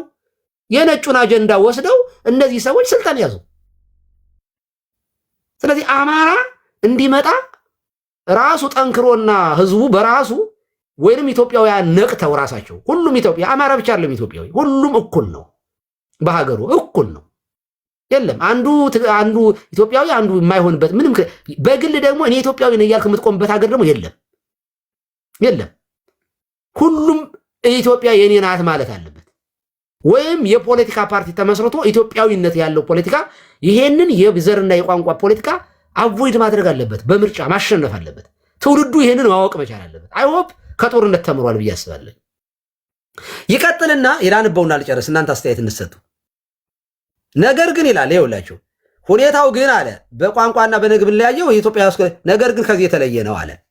ምኑ ከዚህ የተለየ ነው? ከአውሮፓውያን ተሰሚነትና ተደማጭነት አስተሳሰብ በተቃራኒ ከአውሮፓውያን በተቃራኒ ለራሳቸውና ለሀገራቸው ሊያስገኝላቸው የሚችለው ጥቅምና ግንዛቤ አራርቀው በተጽዕኖ እየገዟቸው ነው። ኢትዮጵያውያን ጥረታቸው ከዚህ የላቀ ተግባር ማከናወን ነው ይላል። ይኸው ኢትዮጵያውያን ጥረታቸው ከዚህ የላቀ ተግባር ማከናወን ነው። በነጭ ዘር ላይ ባላቸው የጥላቻ ፖሊሲያቸው ይላል። ኢትዮጵያውያን በነጭ ዘር ላይ ባላቸው የጥላቻ ፖሊሲያቸው የመጨረሻው ግባቸው ይላል ከጃፓን ጋር በተስማሙበት የእርዳታ ውለታ በመተማመን ከአፍሪካውያን ሁሉ የተሻሉ ሆነው መታየት ነው። የኢትዮጵያ ሕዝቦች የሚያስከትለውን መዘዝ ባለማወቅ ወይም የኃላፊነቱን ከባድነት ባለመገንዘብ ወደ አስከፊ ጀብደኝነት ለመግባት ጠርዙ ላይ ናቸው እያለ የተቀላቀለ ነገርና በእውነት ለመናገር ስኬታማዎች ናቸው። ተሳክቶላቸው ራሳችን ባጸደቅነው ህገ መንግስት ራሱን የቻለ። ስለዚህ የአማራ ህዝብ የሚጨፈጨፍበት መነሻው በመሰረቱ ይሄ ነው። ወደ ስልጣን እንዲመጣ ዲፕሎማሲ ላይ አሁን ህዝቡ እየተጨፈጨፈ እንደሆነ እየተገደለ እንደሆነ ስለማያውቁ ይመስላችኋል? ያውቃሉ፣ መንግስታት ያውቃሉ። ግን ስልጣን ላይ ቢመጣ ይሄ ህዝብ እንደው የውጭ መንግስታት ደግፈውት የአማራ ህዝብ ወደ ስልጣን እንደው ማለት ተጽዕኖ ፈጣሪው ቢሆን ኢትዮጵያውያን ምንድን ነው የሚያደርገው? ኢትዮጵያዊነት ከጫካ የገባውን አንድ ፋኖ ሄዳችሁ ኢትዮጵያ ትወዳታለህ ይባል እንዴ? ነፍሴ ናት ነው የሚላችሁ፣ እየሞተ ማለት ነው። በጣም ነው የሚገርም። ስለዚህ በኢትዮጵያዊነቱ ያ ይሄ በጣም ልንመሰክርለት ነው የሚገባው። ወደ ዘመናገር ኢትዮጵያዊነትን የሚወድ ህዝብ ነው ያለው። ኦኬ ይሄ ህዝብ ዛሬ ሲገደል ድምፅ ማን ይሁነው? የውጭው መንግስታት እንጮሃለን እኮ ሰላማዊ ሰልፍ ብንወጣ አይሰሙንም። ምክንያቱም አማራ ነው ይህ ህዝብ፣ አጨቋይ ነው። የበላይነት ራሱን ከነጭ በላይ አድርጎ የሚቆጥር ለነጭ የማይላላክ የማይታዘዝ ነው። ስለዚህ ይሄ ቢመጣ ለእነሱም ስጋት ነው። ዳርህን ያዝ ይላል። ኦኬ ስለዚህ አይፈልግም። የሚፈለገው ምን አይነት ነው? በቃ የሚላላከው ደግሞ በኮንፊደንስ በምርጫ መምጣት የማይችል ሰው ነው የሚፈለገው። ለምን? እየታዘዘ እሺ እያለ ስልጣኑን እያመቻመቸ አገሩን እየሸጠ ህዝቡን እየከፋፈለ በጦርነትም በምናምን የሚቀመጥ ነው። ስለዚህ ፕራክቲካሊ አይተነዋል። አሁን ኢትዮጵያ ውስጥ አማራ የበላይ ሆኖ የሚኖርባት ሀገር ፎርኤቨር አይኖርም። ከዚህ ቀደምም አልነበር ብዬ ነው የማምነው እኔ። አልነበረም። ስርዓቶች ነበሩ፣ በዚህ ህዝብ የሚነግዱ ነጋዴዎች ነበሩ። ግን የአፄውን ስርዓት የገለበጡ አንዱ የጎጃም ፒዛንቶች ናቸው። የባሌ እንትን ገበሬ ነው መንግስታትን የነቀነው። ይሄ ሂስትሪ ተምረናል። የጎጃም ገበሬ በታሪኩ ቦላሊ የረጅም ሱሪ የታጠቀው እኔ በኢህአዴግ ጊዜ ነው። ድሃ በቃ የመጨረሻ እኮ ገበሬውን በታዩት እኮ ግን ነገስታቱ የሚቆምሩበት ነገስታቱ ራሳቸው እነበላይ ዘለቀን ሲያስገድሉ ነበር። ምን ጥያቄ አለው? ራሳቸውን እንደ በእግዚአብሔር ቦታ ላይ ያስቀመጡ ነጋዴ የሆኑ ነገስታት ነበሩ። በእውነቱ ጥሩ የሰሩ ነዎች አሉ። ግን ደግሞ በጣም አምባገነኖችና ራሳቸውን ያሰማሩ የነበሩ ናቸው አብዛኞቹ። ኦኬ። እና ህዝቡ ራሱ ተበዳይ ነበረ። የትኛው ነው በነገስታቱ ዘመን ሀብታም የነበረ ክልል የትኛው ነው? ማን ነው? አማራ ህዝቡ ከድህነቱ ወጥቶ ነበረ? ከትግራይ ህዝብ የተለየ ነበር የአማራ ህዝብ? የኦሮሞ ህዝብ የተለየ ነበረ? እኔ እንዲያውም በኢህአዴግም ጊዜ በለው በደርግም ጊዜ የጎጃም የወሎ ሰው ወለጋ እየሄደ ነበር። እንደውም ወለጋ የተሻለ ሀገር ነው። እንዲያውም ይሄ የመሃሉ ሀገር የኦሮሚያ ክልል ነው። ለም መሬት እየተሰደደ ቴብ እየገዛ ይመጣ የነበረ ነው። እኔ ዘመኖች ምስኪን በድህነት የሚማቀቅ ነው ድሮም አሁንም። ስለዚህ ህዝብ እንደ ህዝብ ጠላት አይደለም። ህዝብ እንደ ህዝብ የተለየ ጥቅም የሚያገኝ የለም። ግን ፖለቲከኞች ይወጡና ፊት ይሉና ልክ ህወሓት የትግራይን ህዝብ ለጦርነት እንደዳረገችው ብአዴን ትናንትናም ዛሬም በኢህአዴግም ዘመን ዛሬም በብልጽግና ዘመን ህዝቡን እያስቀጠቀጠ እኔ ቢያንስ ህወሓት ኮንፊደንስ አላት። በእውነት ቢያንስ የእውነቴን ነው ኮንፊደንስ አላቸው። ጭቁንም አድርገው ሰቅለጥ አድርገው ይገዛሉ። ብአዴን እኮ ማለት እኮ የባንዳ እኮ የመጨረሻ እኮ እኔ እንደ ሰው ራሱ የሚቆጠር እኮ አይደለም። እውነት ነው። እኔ በጣሊያን ጊዜ እኮ ጣሊያንን አብሮ እዚህ ሲያገለግል የነበረ የተላላኪዎች እኮ ናቸው ስልጣን ላይ የተቀመጡት። አንድ አይነት እውነት ነው። ኢትዮጵያዊነት የሚባል ነገር የላቸውም እነዚህ ሰዎች። ህዝቡን አይወዱም። የተወለዱበትን ማህበረሰብ አይወዱም፣ አያውቁትም። ሃይማኖት የላቸውም። ማንነታቸውን ይክዳሉ። ማንነታቸውን አማራ ነኝ ማለት አይችሉም፣ አይኮሩም። በነገራችን ላይ በማንነታችን እኮ ፕራውድ መሆን አለብን። እና ሰው በሃይማኖቱ በማንነቱ ሊያፍራ ይገባል። ትግራዋይ በትግራዋይነቱ ቢኮራ ምንም ችግር የለውም። አካባቢውን ቢወድ ምን ችግር አለው? ይውደድ። እኔ ለምሳሌ ትምህርት ቤት ላሰራ ብዬ ብል መጀመሪያ ተወልጄ ያደኩበትን አካባቢ ትምህርት ቤት ማሰራው ምንም ማለት እኮ አይደለም። እና እናቴ አባቴ እየተራበኔ መጀመሪያ ወደ ውጭ ልወጣ ነው። መጀመሪያ ከቤቴ ነው የምጀምረው። ሰው ተወልጄ ሁሉም ተወልዶ ያደገበትን አካባቢ ቢገነባ ቢያለባ ምን ችግር አለው? ምን ችግር አለው? ይሄ እኮ ተፈጥሯዊ እኮ ነው። ክርስቶስ እኮ ናዝራዊ ተብሎ ተጠርቷል። ምንም ችግር የለውም። ግን እኔ ልኑር ሌላው ይጥፋ ስትል ግን ይሄ ከሃይማኖትን ከሰውነትም ያስወጣናል ማለት ነው። ለኢትዮጵያ እንደዚህ ያለ እንደዚህ ያለ አይምሮ ያለው ቄስ ማለት ያስፈልገናል። እንዲህ ያለ መነኩሴ ሸክ ያስፈልገናል። ጤነኛ የሆነ ፓስተር ያስፈልገናል። ኢትዮጵያን የሚያስታርቅ ሰው ያስፈልገናል። አምባገነንነትን በቋሚነት የሚቃወም በቋሚነት ወጥ በሆነ ሁኔታ ያስፈልጋል። አንዱ ከአንዱ ሳይበልጥ ጤናማ የሆነ ፍትሃዊነት እንዲኖር መታገል ካልቻልን ይህንን እኛንን ማድረግ ያለብን ነው። ካላደረግንስ ነው እየተጋደልክ ትቀጥላለህ። ህቅ ጨቋኞች ከላይ ሆኖ አንተን እያጋደሉ አንተን እያበላሉ ይኸው ከፈለጉ ፋኖን የተወሰነውን ገንዘብ ይሰጡትና የተወሰነውን አርገው እርስ በርሱ ሊያባሉት ይችላሉ። ከፈለጉ ጌታቸው ረዳን ቤተመንግስቱ ውስጥ ያስቀምጡና ደብረጽዮን ሁለቱን ማንም በትግራይ መካከል ጦርነት ቢነሳ አሁን ጦርነቱ የሚመራው እዛው ትግራዊና ትግራዊ ነው የሚሆነው። በአማራ ህዝብ መካከል ቢነሳ እራሱ እርስ በርሱ እንዲጋደ ማን ነው ይሄንን የሚያደርገው? ስልጣን ላይ የተቀመጡ ቅጥረኞች ወንበዴዎች ናቸው። ንቁ። እኔ አሁን ማንቃት ነው የኔ ዓላማ፣ ማንቃት ነው ህዝቡ ህብረተሰቡን። ብሔርህ አያድንም፣ ቋንቋ አተርፍም። የሚያዋጣው አንድነት ብቻ ነው። ይህንን ለአንደበቴ ብቻ አይደለም የምለው፣ ይሄ አምኜበት ነው የምናገረው። በፍጹም ያ ካልሆነ ዩልሲ ነንስታፕ ጦርነት ይቀጥላል። ብልጽግና ቢወር ሌላ አምባገነን ይመጣል። እንደገና ሌላ ጨቋኝ ነው የሚሆነው። መርሃችን ከቋንቋ ሰውነት ላይ የተመሰረተ ፍትህ ላይ የተመሰረተ ሰርቶ የሰራ ሰው የሚለወጥበት ሀገር እንዲኖረን። ሰነፍ በስንፍናው የራሱ ስጋውን ይብላ ከፈለገ። የሰራ ሰው ግን ፒስ ኤንድ ሴኩሪቲ ኖሮ በሀገሩ ላይ ማንኛውም ሰው ኦኬ እኔ አክሱም ላይ አልተመቸኝም ካለ አንድ ሰው እኔ አሜሪካ እንደመጣሁት ወለጋ ላይ ሄዶ የመኖር መብቱ የተከበረ መሆን አለበት። ኢትዮጵያዊና ሀገሩ ነዋ። በሀገሩ ላይ በየትኛውም እኔ ሚኒሶታ ኑሬ ያለሁኝ ማሳቹሴትስ ቦስተን ኑሬ ያለሁኝ በቃ አይዲ መቀየር ብቻ ነው የሚጠበቅብኝ። ቲኬት እየቆረጥኩ ነው እንደፈለግኩ አሁን ተነስቼ ቴክሳስ መኖር እችላለሁ። ልክ እንደዚህ ኢትዮጵያዊ እንደዚህ ያለ ነገር እንዲፈጠር ሰራተኛ ሰርቶ ማትረፍ የሚችልባት ሀገር እንድትመጣ ከሰራን ጦርነት ይቆማል፣ እኩልነት ይረጋገጣል፣ ሰላም ይረጋገጣል። አይ እኔ ከሞት ሰርዶ አይበቀል ካልክ የአህያ ነህ አንተ። የአህያ ጥቅስ ይዘህ የትም አትደርስም። ባልበላውም ጨሬ ልበት ነው ካልክ አንተ ዶሮ ነህ። እንደ ዶሮ ስትበታተን ትኖራለህ። ንስር ነው የሚበላህ። አህያም ከሆንክ ጅብ ነው የሚበላህ። ዶሮም ከሆንክ ጭልፊት ነው የሚወስድህ። የሚያዋጣው ምንድን ነው? በሰውነት ላይ ሰርቶ በመለወጥ ላይ በእውቀት በአንደርስታንዲንግ ሰው መመዘን ከጀመርክ ግን ማንም ከማንም አያንስም። የፍትህ ጉዳይ ነው። በቃ ሁሉም ለፍትህ የሚታደር የሚገዛ ይሆናል። እና ፕሊስ አንዳንድ ነገሮችን የተሰጡን ናቸው። የኛ ሳይሆኑ ነጮቹ የሰጡን ነው። ጠላቶቻችን የሰጡን ነው። አድዋ ላይ የተሸነፉ ሰዎች የሰጡንን ሰነድ ነው ዛሬ አጽድቀን እርስ በርሳችሁ የምንነበ ከዚህ ውጡ ኢትዮጵያውያን። እና ይህንን አለመናገር ኃጢአት ነው ብዬ ነው የማምነው። ህብረተሰቡን አለማስተማር ኃጢአት ነው ብዬ ስለማምን ነው። ስለዚህ ሃይማኖትና ፖለቲካ ይሄ የፖለቲካ ጉዳይ ነው። መረጋጋት ከሌለ ቤተክርስቲያን ሰላም አትሆንም። በነፃነት ሰውን መቅበር አይችልም።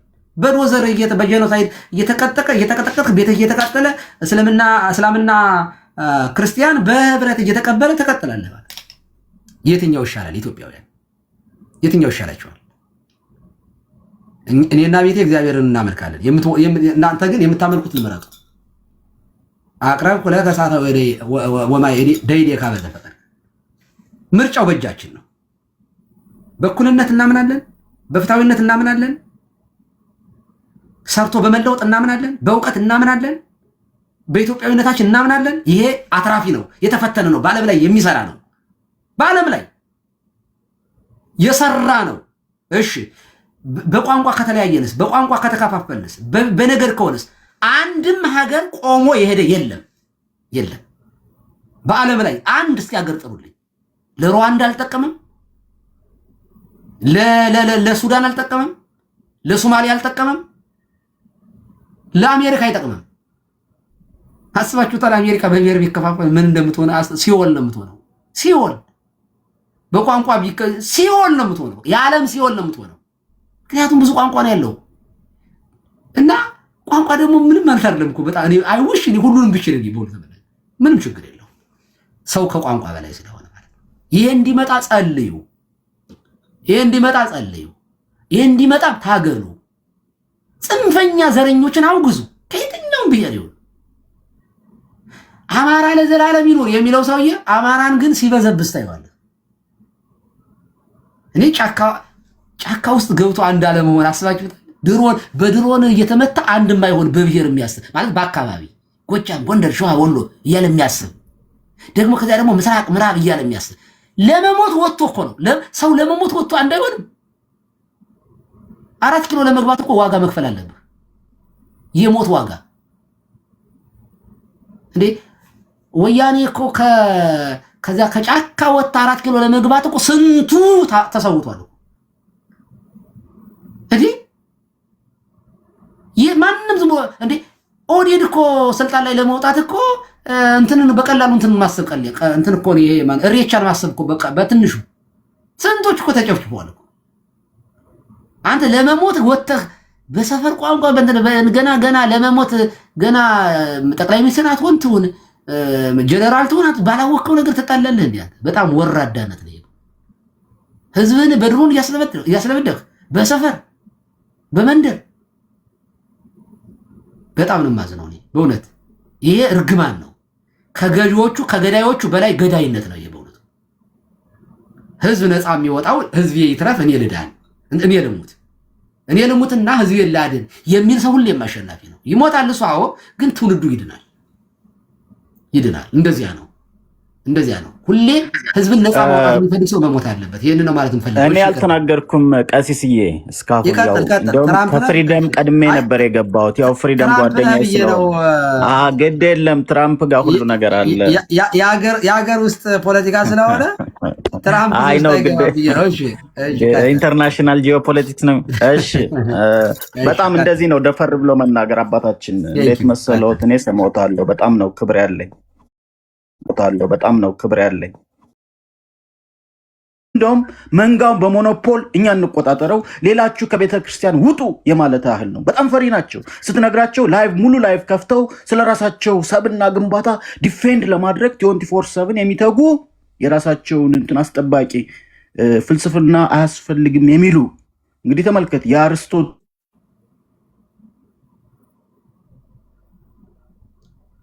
ማለት ለደረሰበት ስልጣኔ ፈርቀዳጅ የሆኑት የግሪክ ፈላስፎች ናቸው። እንዲሁም ታላቁ አሌክሳንደር ስፔሻል አድቫይዘር ወይም መምህሩ አርስቶትል ነው። ኢማጂን ራይት ነው አርት የሚለው ፕሪንሲፕል የጻፈልን አርስቶትል ነው። ከሱ ቲዎሪዎች ተነስተው ነው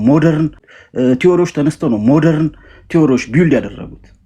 ይህንን አያስፈልግም የሚል የሃይማኖት አባት እንደማየት እኔ የገጠመኝ ስም ስላልመጥቀስ ነው። ሾክ ነው ያደረኩት። ኢማጂን አየኸው፣ አለማወቁን ህዝቤ ካለማወቁ ብዛት ይጠፋል ያለው ያላወቁ ሰዎች ወደፊት ይመጣሉ። በጣም አፋቸው ሰፊ ነው። ሚዲያውን ይቆጣጠሩታል። የኛ ሰው ደግሞ አንቲንኪንግ ማስ ነው፣ ማሰብ አይችልም። አይተህ ከሆነ አብዛኛው ኦርዲናሪ ሲቲዝን ነው። እኛ ካልሰጠ ነው በተለይ እኛ ብንነግረው ኦኬ እንደ እብድ ምናምን ያየናል። የኛን ሩብ ያህል ነገር እንኳ ያላነበበ ሰው ግን በማስመሰል ወይም ካባ ስለለበሰ ነጠላ መጎናጸፊያውን ስላስረዘመ ብቻ እንደፈለገ ድንቁርናውን ለህዝቡ እየጋተ ህዝቤ ካለማወቁ ብዛት ይጠፋል እንደሚባለው ያላወቁ ሰዎች እየጠፉን ነው። ስለዚህ እንደዚህ እንደርሶ ደፈር ብሎ መናገር ግድ ይለናል። ብናነብ እኮ ማለት ነው በእንትንም ይሄ ፕሪስቱድ የሚለውንም እኮ ከኢትዮጵያውያን ግብጾች ከኢትዮጵያውያን ነው የወሰዱት ስለማናነብ ነው እንጂ ግብጾች እኮ ፓጋን ነበሩ። ራይት ነው። አሁን ፒራሚዱ ጋር የሚታዩት የቀሳውስት እንትኖች የኢትዮጵያ ጥቁሮች ቄሶች ናቸው። ግሪኮች ሳይቀር ስልጣኔያችን ወስደውታል። እኔ አርት ሰው ነኝ፣ የግሪክ ሚቶሎጂ አውቃለሁ። ዳዮናይሲስ የሚባል እኛ ድራማ ስንማር ድራማ የመጣው ይሄ በሲኖዶሱ በኩል ተጠናክረው ያልተሰሩ ስራዎች አሉ ብዬ አስባለሁ። ወይ እኔ ያላወኳቸውም ማለት ነው። ምንድን ነው እንግዲህ ሕክምና ለምሳሌ ሕክምና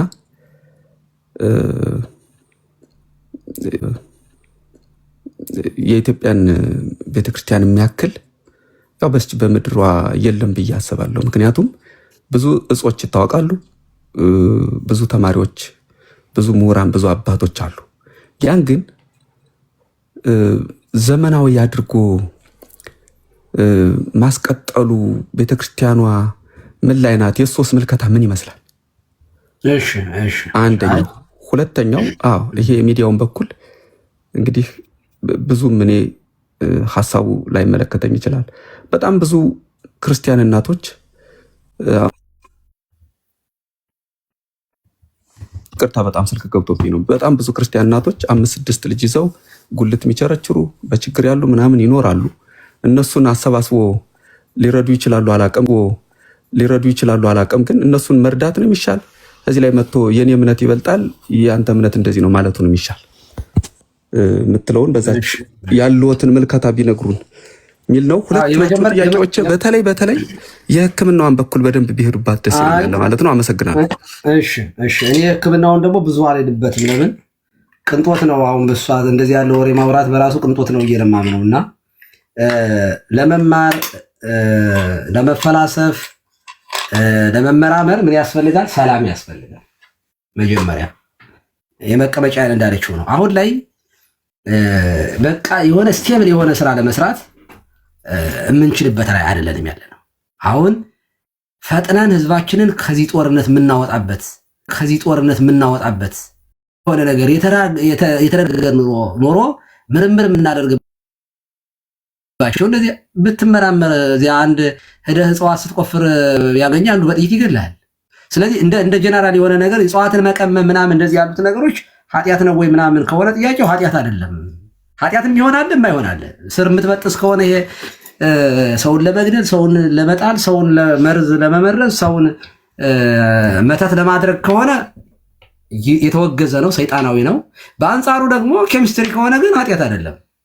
ኦኬ ቁስልን እጽዋት ቆርጠህ ቁስልክን ብትፈውስ፣ ጉንፋን መድኃኒትክን ብትፈውስ እንደዚህ ያለው ኃጢአት አይደለም። ኬሚስትሪ ማለት እሱ ነው። ሌላ እጽዋትን ቀምመው ነው። ስለዚህ ሉቃስ ሐኪም ነው።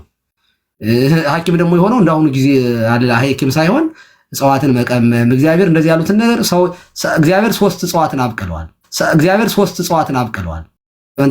ሁለተኛው ብላም አትብላም ዕፀ ሕይወት ነው። ሶስተኛው ዕፀ በለስ ነው እና ሶስተኛው ግን ምግቡ ነው ማለት ምግቡ መጠለያው ሁለንተናው ማለት ነው። ለሰው ልጅ የሚመገበውም ከእጽዋት ነው፣ መድኃኒቱም ከእጽዋት ነው፣ መጠለያውም ከእጽዋት ነው፣ ልብሱም ከእጽዋት ነው፣ ቤቱም ከእጽዋት፣ ብዙ ነገሮች ከእጽዋት፣ ፍሬው ምን ሁሉ ከእጽዋት ነው። ስለዚህ እነዚህ ነገሮችን ኃጢአት አይቆጠሩም። አሁን ይህንን የማወራበት ግን አይደለም ከሬሴ ጋር አብሮ የሚሄድ ነገር አይደለም ብዬ ስላሰብኩኝ ነው። የዲቤቱን ጉዳይ እሱ ሌላ ነገር ነው። ዲቤት የሃይማኖት ትምህርት ፖለቲካው ስላልተረጋጋ አይቆምም። ቅዳሴው አይቆምም፣ ስብከቱ አይቆምም፣ ይቀጥላል። በየትኛውም መከራ ውስጥ ሆነን ሃይማኖታችንን ይዘን ነው የምንቀጥለው በታምር። ስለዚህ እዚህ በፖለቲካ ያዳክሙናል፣ እዚህ ደግሞ ያስገድሉናል፣ ይገሉናል በሃይማኖት። ኦኬ ፖለቲከኞቹ ባለመጠበቃቸው ፖለቲከኛ ቢሰሩብንም ቤታችንን ቢያቃጥሉትም በሌላ በኩል ደግሞ አርሲ ላይ የሚገሉን ደግሞ ሙስሊሞች ናቸው። ምንም ፖለቲከኛ በላቸው ምን በላቸው ምን የሚሆን አንደኛ የመጠበቅ ኃላፊነት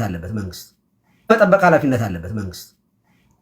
አላሁ አክበር እያለ የሚገል ካለ አየህ፣ በዚያ በኩል ሁለተኛ አማራ አልሆነም ወላሂን እያለች ሙስሊም እህታችን ትሞታለች። በዚህ በኩል ደግሞ አማራ ስለሆነ ብቻ ክርስቲያን እየተመረጠ ይገደላል። ኦሮሞ ክርስቲያን የሆነ ኦርቶዶክሳዊ የሆነ ኦሮሞ ይገደላል። እንደነ አማኑኤል ያሉ ሰዎች ወለጋ ላይ ሽጉጥ ደረታቸው ላይ አንጠልጥለው ነው የገደሏቸው። ስለዚህ ቤተክርስቲያን በተለያየ መንገድ ስትጎዳ የትኛውም ቦታ ላይ ሆነን በነገራችን ላይ ስደትም ላይ ሆነን ሃይማኖታችን እንጠብቃለን። ዲቤት የተገባ ነገር ነው፣ እንቀጥላለን። ዕቅበተ እምነት የሚቀጥል ነገር ነው። በሁኔታዎቹ ምናምን ግን እውነት መናገር እንደው አንድ ነገር ልበል እስኪ። በጣም ሰሞኑን ፖለቲከኞች ተናደዋል። ላይ በላይ ዝሞ ከፍተው በፎይ እና ብቻ ያ ሁሱ ነው የሚባለው ልጅ እና ጠብ የሚል ፖለቲካ የማይሰራ ቅራቅም ነው የምላችሁ። እንደዚህ ያሉ ሰዎች በጣም ይቅርታ አድርጉልኝ። እኔ አካባቢን ከአካባቢ መንደርን ከመንደር እያቧደኑ የሚያበላሉትን ሰዎች እኔ ፖለቲከኛ አላቸው። የፖለቲከኛ ትርጉም የሌለ አያውቁትም። ፖለቲካ ማለት ለነዚህ ሰዎች በብልጣብልጥነት አንዱን ከአንዱ ጋር አያችሁ። ኢትዮጵያ ውስጥ ያለ የፖለቲካ ለዚያ ነው ቄስ ፖለቲካ ውስጥ ምን ያገባል ምን አገባው የሚሉ ፖለቲካ ማለት ኃጢአት ነው ለኢትዮጵያ ላለሰ። እኔ በጣም የሚያሳዝን እኮ ነገር ነው። የህዝብ አስተዳደር ማለት ህዝብን መምራት ኃጢአት አይደለም እኮ። ስለ ፒስና ሴኩሪቲ መቆም፣ ለነፃነት ቶሌራንስ ኤንድ ዳይቨርሲቲ እንዲኖር መስራት፣ ይህ እኮ በጣም ሃይማኖታዊ እኮ ነገር ነው፣ የሚፈቅደው ነገር እኮ ነው። ገብቼ ቀድሼ ለመውጣት እኮ የተረጋጋ መንግስት ያስፈልገኛል። ይህ ፖለቲካ አይደለም። ግን የኢትዮጵያ ፖለቲካ ምንድነው? ሴራ ነው። የሴራ ፖለቲካ ነው ኢትዮጵያ ውስጥ ያለው። ለዚያ ሴራ ከሆነ እኔ ሴራ ውስጥ አልገባም እኔ። ስለዚህ ተቀምጠው እዚህ አንበሳ ደግሞ ፖለቲካው የሚደራ እንደዛ ሲሆን ነው በለው ይህንን ምናምን እያለ የሚል ሲሆን ነው። ስለዚህ ያንን ዜሮ ያስገባ ነው የነፎይ ዲቤት ዜሮ። ኦዲየንሳቸውን ዜሮ ነው ተናደዋል በዚህ ፖለቲከኞች። እኛ ለፍልፈን ገንዘብ የምናገኝበት ህዝብ እዚያ ሃይማኖቱ ላይ ገባብን። ኦዲየንስ አጣን፣ የሚሰማን አጣን።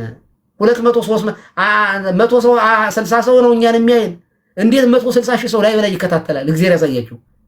በቃ ለምን መሰላችሁ? ፖለቲከኞች ልንገራችሁ፣ አይቷችሁ ንቋችኋል። ህብረተሰብ አትረቡም። ትመጡና ለኢትዮጵያ ብሾም እንዲሆናሉ እንዲሞላል ብለው ቀበጣጥረው ምን ብለው እጃቸውን አውጥተው ከዚያ ሲቀበር እንኳን ችግኝ የሚተክሉ መሪዎች ይሆናሉ። አንተ ልትገደል ቦምብ ሲጣልብህ መሬ ከሚሞት እኔ ልሙት ያለህን ህዝብ ሲገደል ልቅሶ እንኳን እንዲለቀስለት ባንዲራ እንኳን ዝቅ አላደረግለትም። እንዲህ ያለ ፖለቲከኛ ተስፋ ያስቆረጣል። ከእናንተ ምንም ሰው ማግኘት ምንም አያገኝም። ሲታገሉ የነበሩ በውጭ ሀገር ላይ ሲያደራጁ የነበሩ የትምህርት ሚኒስቴር ሆነው ሲገቡ ምን እየሰሩ ነው? ትምህርት ቤቶችን አልከፈቱም። ከብልጽግና የባሱ ብልጽግናዎች ሆነው ነው የተቀመጡት። የታገሉት ራሳቸውን ለማሰማራት ነው ማለት ነው። ሲበዘብዙ እዚህ ሀገር ቤተክርስቲያን ሁሉ እየመጡ ገንዘብ ሲሰበስቡ የነበሩ እኮ ናቸው በኢሳት በምናምን እና ፖለቲከኞች የኢትዮጵያ ፖለቲከኛ እርግማን ነው በእውነት በጣም ያሳዝናል። በእውነት እንዲታማኝ ሰው እንዴት ይጠፋል? በእውነት የእውነቴን እኮ ነው። እንዲታማኝ ሰው እንዴት ይጠፋል? ስለዚህ ተስፋ ስለቆረጠ ህብረተሰቡ ምን ሆነ? ዲቤት ላይ በቃ ባይሆን ሃይማኖት የለጠብቅ አለ። በቃ አልፈርድበትም። ስለዚህ ኢትዮጵያውያን መደመጥ ከፈለጋችሁ ፖለቲከኞች ሽታ ያለው ፖለቲካ ተጫወቱ። በእውቀት ላይ የተመሰረተ ቤዝድ ኦን ኖሌጅ የሆነ ነገር አምጡ።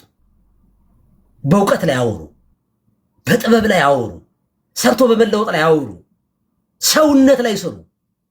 ብሔር አያድንም። ልብ አድርጎ አንድ ነገር ልንገራቸው። እኔ ተወልጄ ያደግኩበትንም እንኳን ብሔር ለብሔሬ አይደለም ለብሔሬ ለጎረቤቶች ብር ልክ ያላቅም። ምክንያቱም ከቤተሰቦች የዘለለ ነገር የለኝም። እኔ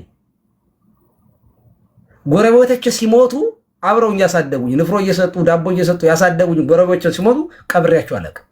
ምክንያቱም እኔ እዚህ አሜሪካ ነኝ ያለሁት። አንድ ነገር አድርጌላቸው አላቅም። ስማቸውም ጠፍቶብኝ እገሌ ሞተ ሲባል ማን ነው እገሌ ነው የምለው።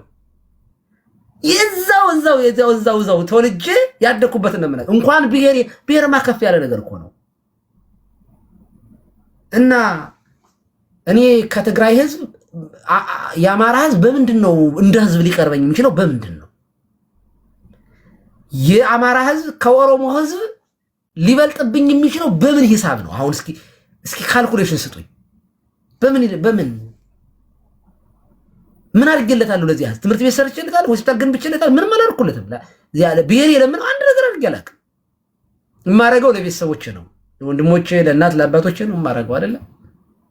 ስለዚህ እኔ የብሔር ህዝብ እንዲኖር እኩልነቱ እንዲጠበቅለት ነው ማድረግ የምችለው እሱን ነው። ፍትሃዊነት እንዲኖር በማንነቱ እንዳይገደል መጮህ ነው የምችለው እሱ ነው። እሱን ሳደርግ ግን ለሌላውም ደግሞ ጭምር ነው የምጮህ እና ይሄንን ሂሳብ እኔ ይሄ ፊዚክስ ነው እናንተ ይሄ ኬሚስትሪ ነው። መበታተናችን ለጠላት ሊሆን እንደሚችል ይሄ ኬሚስትሪ ነው በእውነት። እና ኢትዮጵያውያን የሚሸት ሰው የሚሸት ፖለቲካ ተጫወቱ። ሰው የሚሸት አትሊስት እናትህን አባትህን የምትቀብርበት ኮንዲሽን እንዲኖር መስራት አለበት። ቢያንስ በኢህአዴግ ጊዜ እኮ ፒስ ኤንድ ሴኩሪቲ እኮ ነበር እኮ። ኮሽ የሚል ነገር አልነበረውም እኮ። የእውነቴን ነው። እኔ ኢህአዴግን አጨበጭበለታለሁ። ሽፍታ የሚባል ነበር እንደ በኢህአዴግ ዘመን። ሌሊት እኮ ሰዓታት ለመሄድ ለመቆም ሌሊት ባዶ እጃችን በጨለማ ስንሄድ መንፈቀ ሌሊት ላይ ጅብ ነው እንጂ የምንፈራው ሰው አንፈራም ነበር። በእውነቱ አዲስ አበባ ሰላም ነፃነት ነው ባይሆን ዲሞክራሲ የለም ብለን ነው የጠገብ ነው ያን ጊዜ። ትብስን ትሻልና መጣ በየትብስን ትሻልን ሰድጄ ነው የሚባል ነገር አለ። ማናውን ብልጽግና እኔ ከኢህአዴግ የባሰ ስርዓት ይመጣል ብሎ ማን ጠበቀ? በእውነቱ ማን ጠበቀ? እኔ በፍጹም አይመጣም ብዬ ነበር ማምነው። ከኢህአዴግ የባሰ አይመጣም ብዬ ምን ነበር? መለስ ዜናዊ ይናፍቀኛል ብዬ አስቤውም አለምም አለቀ። አሁን ናፍቆ ነው ወይ እንዳትሉኝ። የእውነት ተመናገር እኔ ኢህአዴግ ስርዓት ይሻል ነበር። መቶ እጅ ነው የሚሻለው። የእውነት እንዴ ሰው በሃይማኖት ይገደል? ሰው በሃይማኖቱ እስኪ በኢህአዴግ ጊዜ ሰው በሃይማኖት ይገደል ነበር? አስታውሳለሁ። በሻሻ አቡነ ገብረ መንፈስ ቅዱስ አንድ ካህን ሁለት ካህኖች ተገለው ምድሪቱ እኮ ጸጥ እኮ ነው ያለችው። ጸጥ። ይሄንን አሸባሪ ዋሃቢያ ሰለፍ የሚል ቅራቅንቦውን አይደል እንዴት አድርጎ ነበር ኢህአዴግ ገርፎ ያስወጣው? ነገር አልሸባብን እንዴት አድርጎ ነበር ሽባ አድርገውት የነበረ? አሁንማ የክልሉ ፕሬዝዳንት እዛ ዋና የክልሉ ከተማ ላይ ሄዶ ስብሰባ ይችላል። ቅራቅንቦ ኮልኮሌ ዝም ብሎ እግር አጣቢ ከማህበረሰቡ ስነ ልቦናው የተጎዳ የተሰለበ የትምህርት በቃ ኤፍ ፍላት እያመጣ ወረቀት እየገዛ ዲግሪ እየገዛ ይመጣ በእውቀት የማያምን እና እንደ ሀገራችን አርጅታ ጃር ታብቅላለች። እሾሁን መንቀልና ጤናማ የሆነ ህብረተሰብ መፍጠር መቻል አለብን። ሱሪውን አውልቆ የሚሄድ ወጣት ተላካፊ ዓላማ የሌለው ወጣት ፈጥረናል። ለዚህ የሚያስፈልገው ወይ ሃይማኖታችንን በስነ ስርዓት አልጠበቅን ወይ ደግሞ በዓለማዊ ነገር እንዲሁ ሰው ከሁለቱም ዳይ ይሆናል። በመድኃኒዓለም ከነፍሳችንም ከስጋችንም እንዴት እንደዚህ እንከስራለን? ኢትዮጵያውያን ወንድሞች እህቶች አስቡበት። ሃይማኖት የግል ነው። የፈለገው ድንጋይ የሚያምልክ ምን አገባኝ? እኔ የሚጠበቅብኝ ወንጌል መስበክ ነው። ይኸው ሃይማኖቱ እንዳልሰብክ እኔ የምፈልገው መንግስትን የምፈልገው ነፃነት እንዲሰጠኝ ነው። ወንጌል እንድሰብክ ቦታ ፈልጋለሁ። በነፃነት ማንም በነፃነት ይስበክ። ያሸነፈ ይውሰድ። በትምህርት ማለት ነው። በዱላ አይደለም፣ በመግደል አይደለም። ስላላመነ ሰው ግን ሊገደል አይገባው። ይሄ የሞተ ፖለቲካ ላይ እኔ ወንጌልን እንድሰብክ ቅዳሴ እንድቀድስ የኔን ቀይ መስመር ካለካህ የትምህርቱን ጉዳይ ለኔ ተውልኝ። ግድ የለም። እውቀት ያለው ያሸንፋል። እውነተኛ እምነት ያሸንፋል። እና እንደዚህ ያለው ፖለቲካ ይሄ ፖለቲካ አይደለም፣ ወንጌል ነው። ይሄ ጠጡት፣ ዝም ብላችሁ ዋጡት። ግድ የለም። እንደዚህ አድርጋችሁ በደንብ መታችሁ ጠጡት። ጥሩ ጁስ ነው፣ ፈውስ ነው፣ ይሄ መድኃኒት ነው። አይ ግድ የለም ብሔሬ ይሻለኛል፣ እኔ ገልብጬ ገድዬ እኔ ደግሞ ስልጣን ሆናለሁ፣ ከዚያ ደግሞ እኔ ጨቆናለሁ ካልክ አይሆንም። አንደኛ እግዚአብሔር የመጨረሻህን ስለሚያይ አብሮ አይረዳህም እንደ ሃይማኖት። ሁለተኛ ቁሞ የሚያይ ህዝብ የለም። አንተ ስትጨቁን ቁሞ የሚያይ ተረኛ ጨቋኝ ይመጣል፣ ተረኛ ጦርነት ይመጣል። ያ ነው የሚሆነው። ፍትሃዊነት ከመጣ ግን እግዚአብሔር የሚረዳሃል፣ መንግስትህም ያጸናዋል፣ ህዝቡም ይወድሃል፣ ሰርቶ መኖር የሚፈልገውም ሰው ይደግፋል። ጤናማ የሆነ ነገር ይፈጠራል ማለት ነው። እና በዚህ አይነት መንገድ ተረዱት። እኔ ወንጌል ነው የማስተምረው። ይሄ ፖለቲካ እንዳይመስላችሁ። ይሄ ፖለቲካ አይደለም። ይሄ የነፍስ አድን ጥሪ ነው። ይሄ የሚጠቅም ነገር ነው። ይሄ የሚረባችሁ ነገር ነው። ይሄ የምትፈወሱበት ነገር ነው። አይ እንደፈለግን እየሆነ እንቀጥላለን ካላችሁ ሌትስ ጎ። በቃ መጨረሻ ሞት ይሆናል ማለት ነው። እሺ አሁን ከዚህ በኋላ ብዙ አልቆይም። አጠር አድርጌ ጥያቄ ብቻ ነው የምቀበለው ከዚህ በኋላ ጥያቄ በእኛም ላይ ያላችሁ ጥያቄ። እንደዚህ ያለ ጊዜ ሃይማኖት ምንድን ነው? እኔ የምጠብቀው ከቤተ ክርስቲያን ምን ይጠበቃል? ሀገር እንደዚህ ምስቅልቅል ሲል የሃይማኖት ድርሻው ምንድን ነው? እንደዚህ ያሉ ጥያቄዎች ብታመጡ ደስ ይለኝ ነበር። ቀጥሉ። እግረኛው ቀጥል። ሰላም ብያለሁ አባት፣ ሁላችሁም ሰላም አብሮ ይስጥልኝ። እኔ ሙስሊም ነኝ፣ ግን አማራ ነኝ። የፋኖ ገዳፊ ነኝ። እሱ ሲናገሩ የሰማሁት አንድ ነገር አለ። እኔ መናገር የምፈልገው እሱ የሚታገዱት በእምነት ሆነው ወይስ በአማራነት ነው? ጥሩ ጥያቄ ነው ጎበዝ። እኔ የምታገለው እንደ ካህን ነው የምታገለው። ኦርቶዶክሳዊ ቄስ ነኝ። ኦርቶዶክሳዊ ቄስ ሲሆን ሃይማኖቴ እንዲነካብኝ አልፈልግም። የሃይማኖት ነፃነቴ እንዲከበርልኝ ይፈልጋለሁ። ለምሳሌ አርሲ ላይ የሚገደሉ ኦርቶዶክሳውያን በኦርቶዶክሳዊነታቸው ተመርጠው ስለሆነ ለነዚህ ሰዎች በሃይማኖታቸው ሊገደሉ አይገባም እላለሁ። በአንጻሩ ደግሞ መቀበሪያ ቦታ አጣን አክሱም ውስጥ የሚሉ ሙስሊሞችን ደግሞ ግባና ፌስቡክ ይኸው ሙስሊም በመሆኑ የመቃብር ቦታ ሊከለከል አይገባም፣ ማንኛውም ሰው የመቀበር መብት አለው ብዬ ደግሞ እታገላለሁ። ይሄ ሃይማኖቴ ስለሚያዘኝ ነው። አንድ በሃይማኖቴ። ሁለተኛ እንደ ብሔር እንዳንተ ለአማራ ህዝብ ብቻ ከሆነ አንተ የምትጮኸው አንተ መብትህ ነው። እኔ ግን ከብሔርና ከነገድ ከቋንቋ የተዋጀው ቄስ ስለሆንኩኝ ልጆቼ ኦሮሞም አማራም ትግሬም ስለሆኑ ለሁሉም ምንም ሳላዳላ ማለት ነው። ይኸው መድኃኒዓለም ምስክሬ ነው የምጮኸው። አንተ አሁን አማራ ሙስሊም ነህ፣ ኦኬ ጥሩ ነው፣ እንኳን ሆንክ። ምክንያቱም ወላሂ ሁለተኛ አማራ አልሆንም ብላ የተገደለችው ያንተ እህት ስለሆነች መታገልህ ትክክል ነው፣ ጤናማነት ነው። እንደ ማህበረሰብም ተመርጦ እየተገደለ ስለሆነ ለዚያ ህዝብ ሰው ለምን አማራ ይሞታል ብሎ መታገልም ፌር ነው፣ ትክክል ነው ብያምናለሁ። በማንነትህ የምትሞት ከሆነ ኦኬ፣ ሙስሊምም ሆነ ኦርቶዶክስም ሆነ ኦኬ፣ በማንነትህ የምትሞት ከሆነ ኖ መሞት የለብህም። ስለዚህ የምሞትበት ስም አለ፣ በዚያ ነው የምታገለው ማለት ትክክል ነው። የምትሞተው በሙስሊምነት ሳይሆን በአማራነትህ ከሆነ ኦኬ፣ የሚያድንህም እንደ አማራ ተደራጅተህ በምትሞትበት ነው መታገል ያለብህ። ላለመሞት አይደለ ኦኬ። የምትገደለው ሙስሊም ስለሆንክ ነው፣ ክርስቲያን ስለሆንክ ነው አይደለም፣ አማራ ስለሆንክ ነው። በቃ ክርስቲያንና እስላም የሚባል ነገር የለም እዚህ ጋር አይሰራም። አንተም እኔንም ሰዎች የሚገሉን ስም አውጥተውልናል፣ ምን የሚል አማራ። ስለዚህ የምትሞተው እንደ አማራ ከሆነ እንደ አማራ ተደራጅተህ የሚገልህን ሰውዬ መከላከል አለበት። እኔ እቆምልሃለሁ፣ አብሬ እደግፋለሁ። አማራ ስለሆንኩኝ ግን አይደለም። እኔ ካንተ የምለየው አማራ ስለሆንኩኝ አይደለም። አማራ ስለሆንኩኝ ኦፍኮርስ ተጠቂም ጭምር ነኝ የምሆነው። ቄስም ስለሆንኩኝ የአማራ ቄስ ከሆንኩኝ አብሬ ልገደል እችላለሁ። የትግራዋይ ቄስ ስለሆንኩኝ አብሬ ልገደል እችላለሁ። ለራሴው ጭምር ነው፣ ምንም ጥያቄ የለውም። ግን ነገ አንተ ገዳይ ሆነ ሌላውን ብሔር ብትመጣ አንተን እቃወማለሁ። ልክ አማራው በማንነቱ ሲጎዳ እንደተቃወሙኝ ትግራዋይ በማንነቱ ሲጎዳ እጮሃለሁ። እኩል ነው መጮህ ያለብኝ ነው። ስለዚህ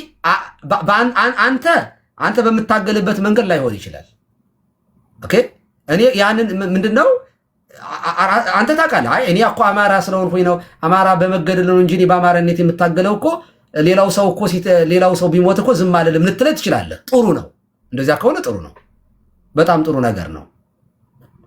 እና እርሶ የሚታገሉት በምንድን ነው ስትለኝ እንደ ሃይማኖት እየተነካ ስለሆነ በዚህ መንግስት፣ እንደ ማንነት ደግሞ እንደ ሰውነት ማንነት ምረው ሰውነትን ስለሆነ የሰው ልጅ ሁሉ መገደል ስለሌለበት ሃይማኖት ይሄንን ስለሚያዘኝ ኦሮሞም ይሁን አማራም ይሁን ትግራዋይም ይሁን በማንነቱ ሊገደል አይገባም መጽሐፉ ይላል። ይኸው ቅድም ሳነብ ነበር። ምን ይላል ላነብልህ። የሰውን ደም ይላል ኦሪት ዘፍጥረት ምዕራፍ 9 ከቁጥር 6 ላይ የሰውን ደም ሰው ነው የሚያፈስ ሁሉ ደሙ ይፈሳል። የክርስቲያን ደም የአይሁዳዊ ደም አይደለም፣ የሙስሊም ሰው። እኔ እናንተ በሰውነት እኩል ነን፣ ባህሪያችንም አንድ ነው፣ ሃይማኖታችን ነው የሚለየው። ስለዚህ የሰውን ደም የሚያፈስ ሁሉ ደሙ ይፈሳል። ሰውን በእግዚአብሔር መልክ ፈጥሮታልና፣ ሰው በእግዚአብሔር መልክ የተፈጠረ ሰው የእግዚአብሔር የእጅ ስራ እንጂ ያንተ እጅ ስራም አይደለም። ባልና ሚስት አብረው ስለተኙ ልጅ አይወለድም እግዚአብሔር ካልሰጠ በስተቀር። እንዲህ ብዬ ማምን ቄስ ነኝ።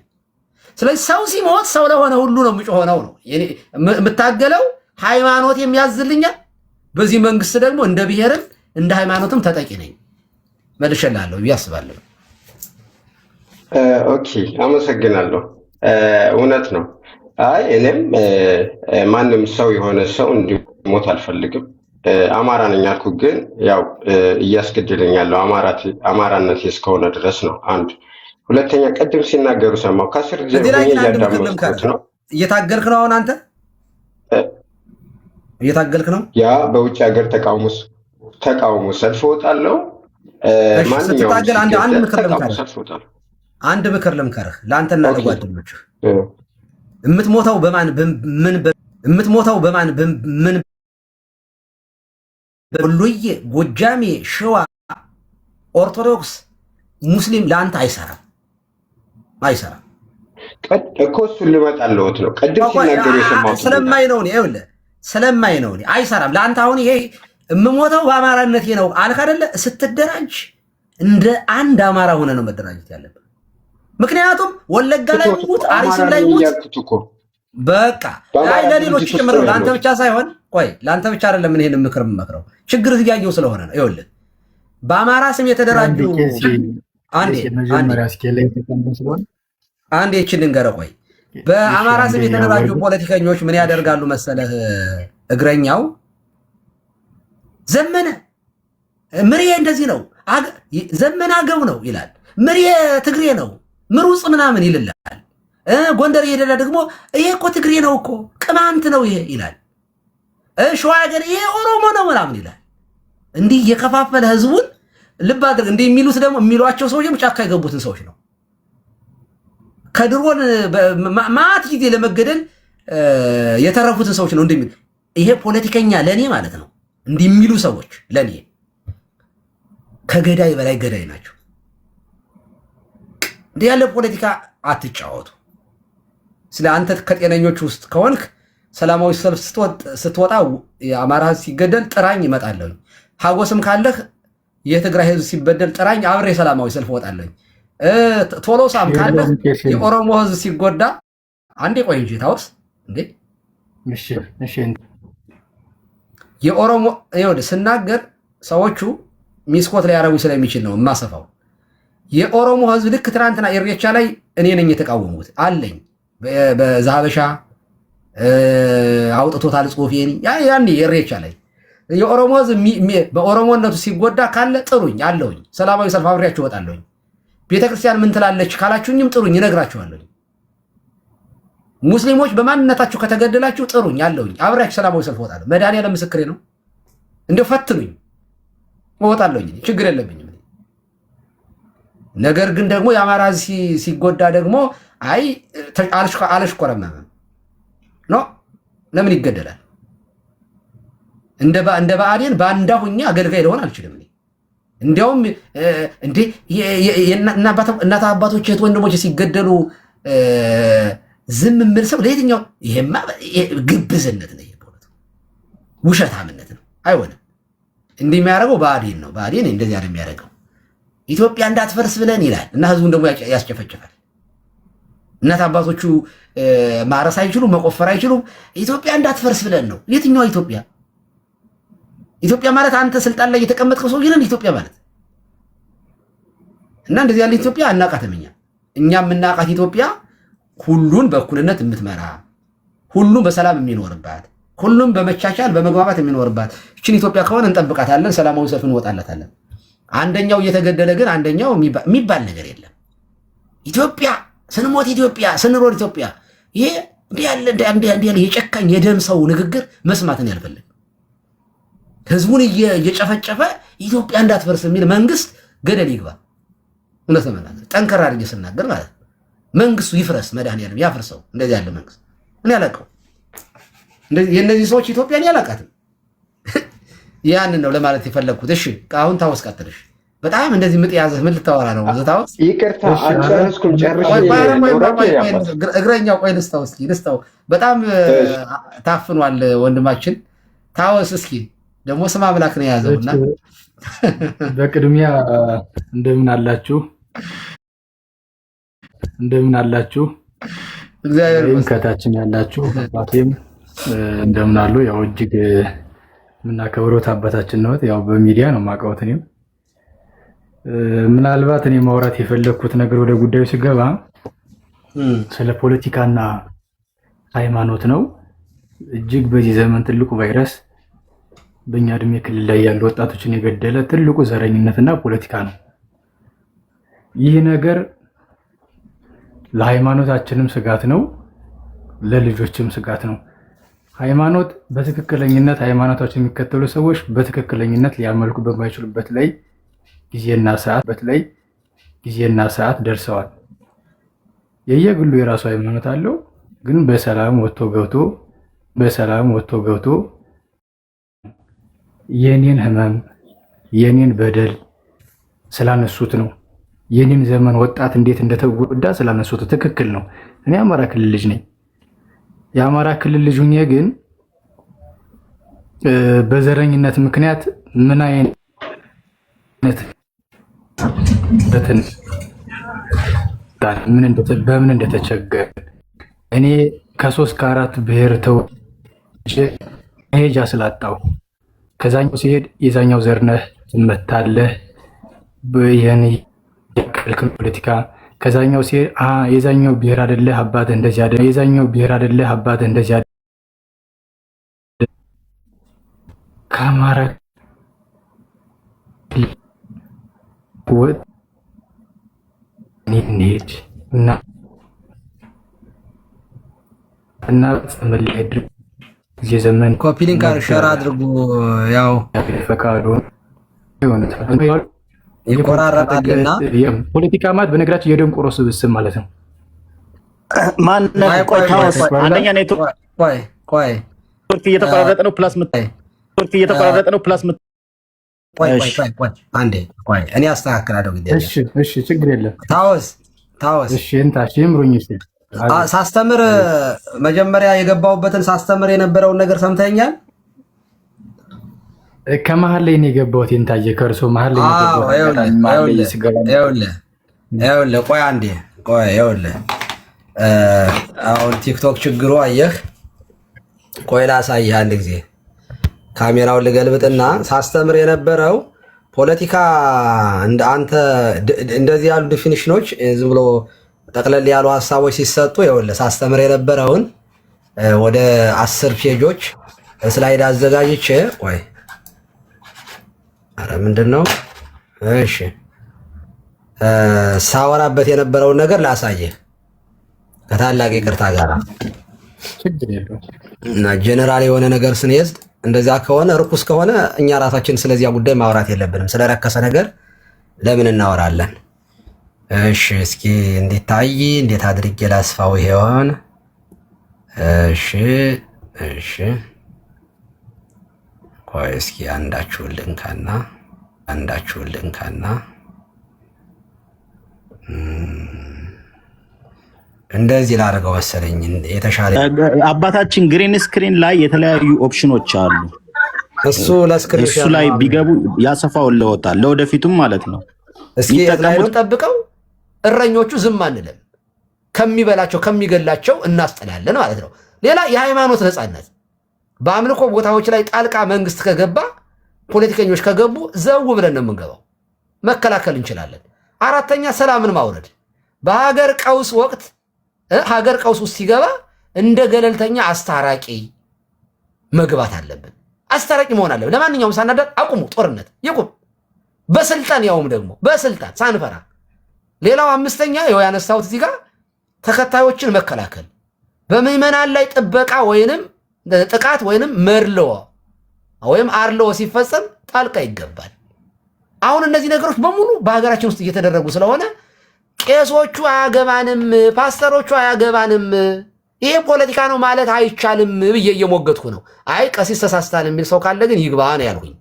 ይግባና ይሞግት። ማንም አይገባም። እውነት ለመናገር ድጋፍ ካልሆነ በስተቀር ሊሞግተኝ የሚችል አንድ ሰው ትምክት ነው ልመካ። በጣም አንድ ሰው አሁን ቀሲስ የሚያደርጉት ነገር ትክክል አይደለም የሚለኝ አንድ መምህር ይግባ፣ ልቀበለው። እውነት ለመናገር መሟገት እችላለሁ። እኔ አሁን ይህንን በማስተማር ይጸድቃለሁ ደግሞ ዛሬ ብዬ ነው የማምነው በእግዚአብሔር ዘንድ። ለምን ወንጌል ነው ይሄ፣ ሃይማኖቴ የሚፈቅደው ነው ያደረኩ ብዬ ነው የማምነው። አይ ቀሲስ የሚያወሩት ነገር ከሃይማኖት ውጭ ነው የሚለኝ ካለ ግን ከሞ ምክንያቱም እኔ መዳን እፈልጋለሁ። ከነፍሴ በላይ ለማንም ህብረተሰብ ልቆም አልችልም።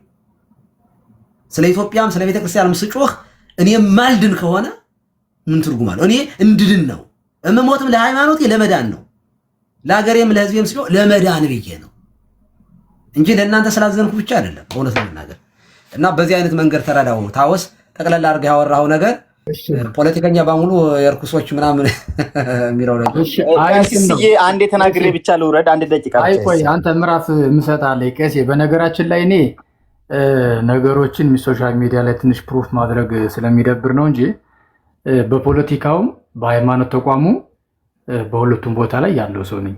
ማለቴ እንደ ፖለቲካ እና እንደ ሃይማኖት ተቋማት በሃይማኖቴ ሊበን አቸፈር መድኃኔዓለም ከኔታ ዜና ቅኔ ስማር ወደ ቤተሰቤ ሲሄድ የደረሰብኝ ችግር ነው። እኔ አላውቅም፣ የዛን ሰዓት ልጅ ነኝ። ገብቷቸዋል። አሁን ሌላውን ነገር ማውራት ምናምን ፖለቲካ ከዛ በኋላ ችግር ሲደርስብኝ ምን እንደሆነ ገብቻ ይቸዋለሁ። ማጥናት ስለፈለግኩ ትውልዴን ማዳን ስለፈለግኩ ፖለቲካ ምንድን ነው? ለምንስ? አመራርነትና ፖለቲካ በጣም ይለያያል። አመራርነት ማለት እኮ ቤተክርስቲያናችን ውስጥ ያለው የፍትሐ ነገሥት ሕግ ነው። በስርዓት መምራት ነው። በቅድስና መምራት ነው። ራስን ማንጻት ነው። ራስንን ከኃጢአት ነፃ አድርጎ ክርስቶስ ለሚላቸው ቅድስና ፍኖቶች መመራት ወይም መሄድ ነው፣ ማስከተል ነው። እኛ ግን በሃይማኖት ተቋም ውስጥ አሁን በቅድስት ሥላሴ ዩኒቨርሲቲ ነገረ መለኮት ቴዎሎጂካል ተማሪ ነኝ። እውነት ለማውራት ትክክለኛ ስሜ መምህር ኤፍሬም እባላለሁ። ማጣራትም ይቻላል፣ መጠየቅም ይቻላል። ምክንያቱም የሆነ ነገር ሶሻል ሚዲያ ላይ የሆነ ነገር ማድረግ ስለሚደብረኝ ሶሻል ሚዲያ ወጥቼ ስለማላውቅ ብዙ ጊዜ ደስ ስለማይለኝ መንገዴም ስላልሆነ ግን ትክክለኛ እርሶም ሁሌም ስለምከተለውት ያነሱት ሀሳብ ራሴን ስለገዛኝ ነው። በአማራ ክልል ውስጥ ሰሜን ጎንደር ያሁኑ ማዕከላዊ ጎንደር ከተባለው ቦታ ተወልጄ ያደኩ ልጅ ነኝ። ከዛ ላይ ከ2006 ከ2004 አንስቶ ስቲል ነው ድረስ ያለ ጦርነት ነው። የቅማንትና አማራ ጦርነትም ነበረ። ቅማንትና አማራ ጦርነት ሁለቱ ማህበረሰብ በአማራ ክልል ውስጥ ትልቅ የክርስቲያን ተከታይ የኦርቶዶክስ ተከታይ የሆነ ትውልድ ለ9 ዓመት ያክል ጦርነት እየተደባደበ ያለ እስካሁን ያለ ትውልድ ነው። ማናዳ ነው።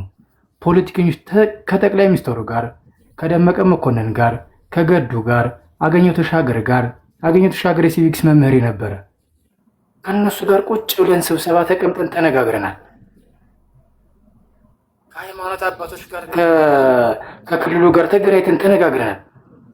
ስብጥር የሆናችሁ ልጆች ኑ ተብለን ተመርጠን ሄደን እኔ የሐዲስ ኪዳን ተማሪ ነበር በዛን ሰዓት እና አጋጣሚ መጨረስ አለብኝ አልመቻች ብሎ እሳቸው አመቻችተው እንዲወጣ ተደርጎ የወጣቶች ሊግ አድርገው ዙረው ስብጥር የሆናችሁ እንፈልጋቸዋለን ተብለን አይተነዋል። ሁሉን አይተነዋል።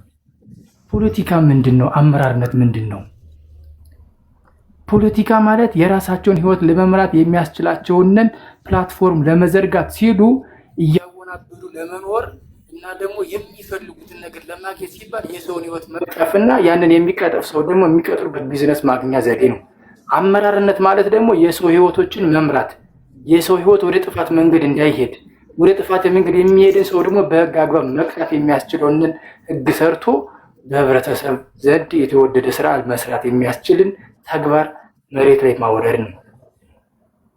ጠብ ማድረስ አይደለም። እርስዎ ያሉት ነገር በጣም ትክክል ነው፣ ይገዛኛል። እኔ ያልኩት ከጉባኤ ቤት ከቅኔ ቤት ተነስቼ ወጥቼ ሲሄድ እናቴን ለመገናኘት ወይም አባቴን አብረዋለሁ፣ ግን ለመገናኘት ሲሄድ አባቴ በዚህ እንዳትመጣ እናቴ በዚህ እንዳትመጣ አሉኝ። እኔ አላውቅም። እግዚአብሔር በሚያውቀው ያው እግዚአብሔር ምስክር ምንም ነገር ማውቀው ነገር የለኝም። ሰዓት እኔ አማራ ክልል አማራ በሚባል ነገር እንጂ ዘር አለ መባሉንም አላውቅም። አባቴ በዚህ አካባቢ እንዳትመጣ እናቴ በዚህ አካባቢ እንዳትመጣ ተባልኩ ማለት አልኩ። እናቴ ምንድነው ስል አይ በዚህ ከመጣ ትሞታለህ። ለካ ጦርነት አለ። እኔ ጦርነት አለ ሲባል ወይ ሽፍታ ነው መሰለኝ እንጂ ጎንደር አካባቢ አርማጭሆ አካባቢ ሽፍታ ስለሆነ አብዛኛው ሌባ ሀገር ስለሆነ ሽፍታ ይመስለኝ እንጂ ዝርያ መስለኝ። እናቴ በዚህ እንዳትመጣ አባቴ በዚህ እንዳትመጣ ማለት አንተ ምንድነው እኔ እንደዚህ እኔ አላውቅም። ጭራሹን አባቴ የጠራውን ነገር ነው ሰምቼውም አላውቅም ሲጀምር አንድየው።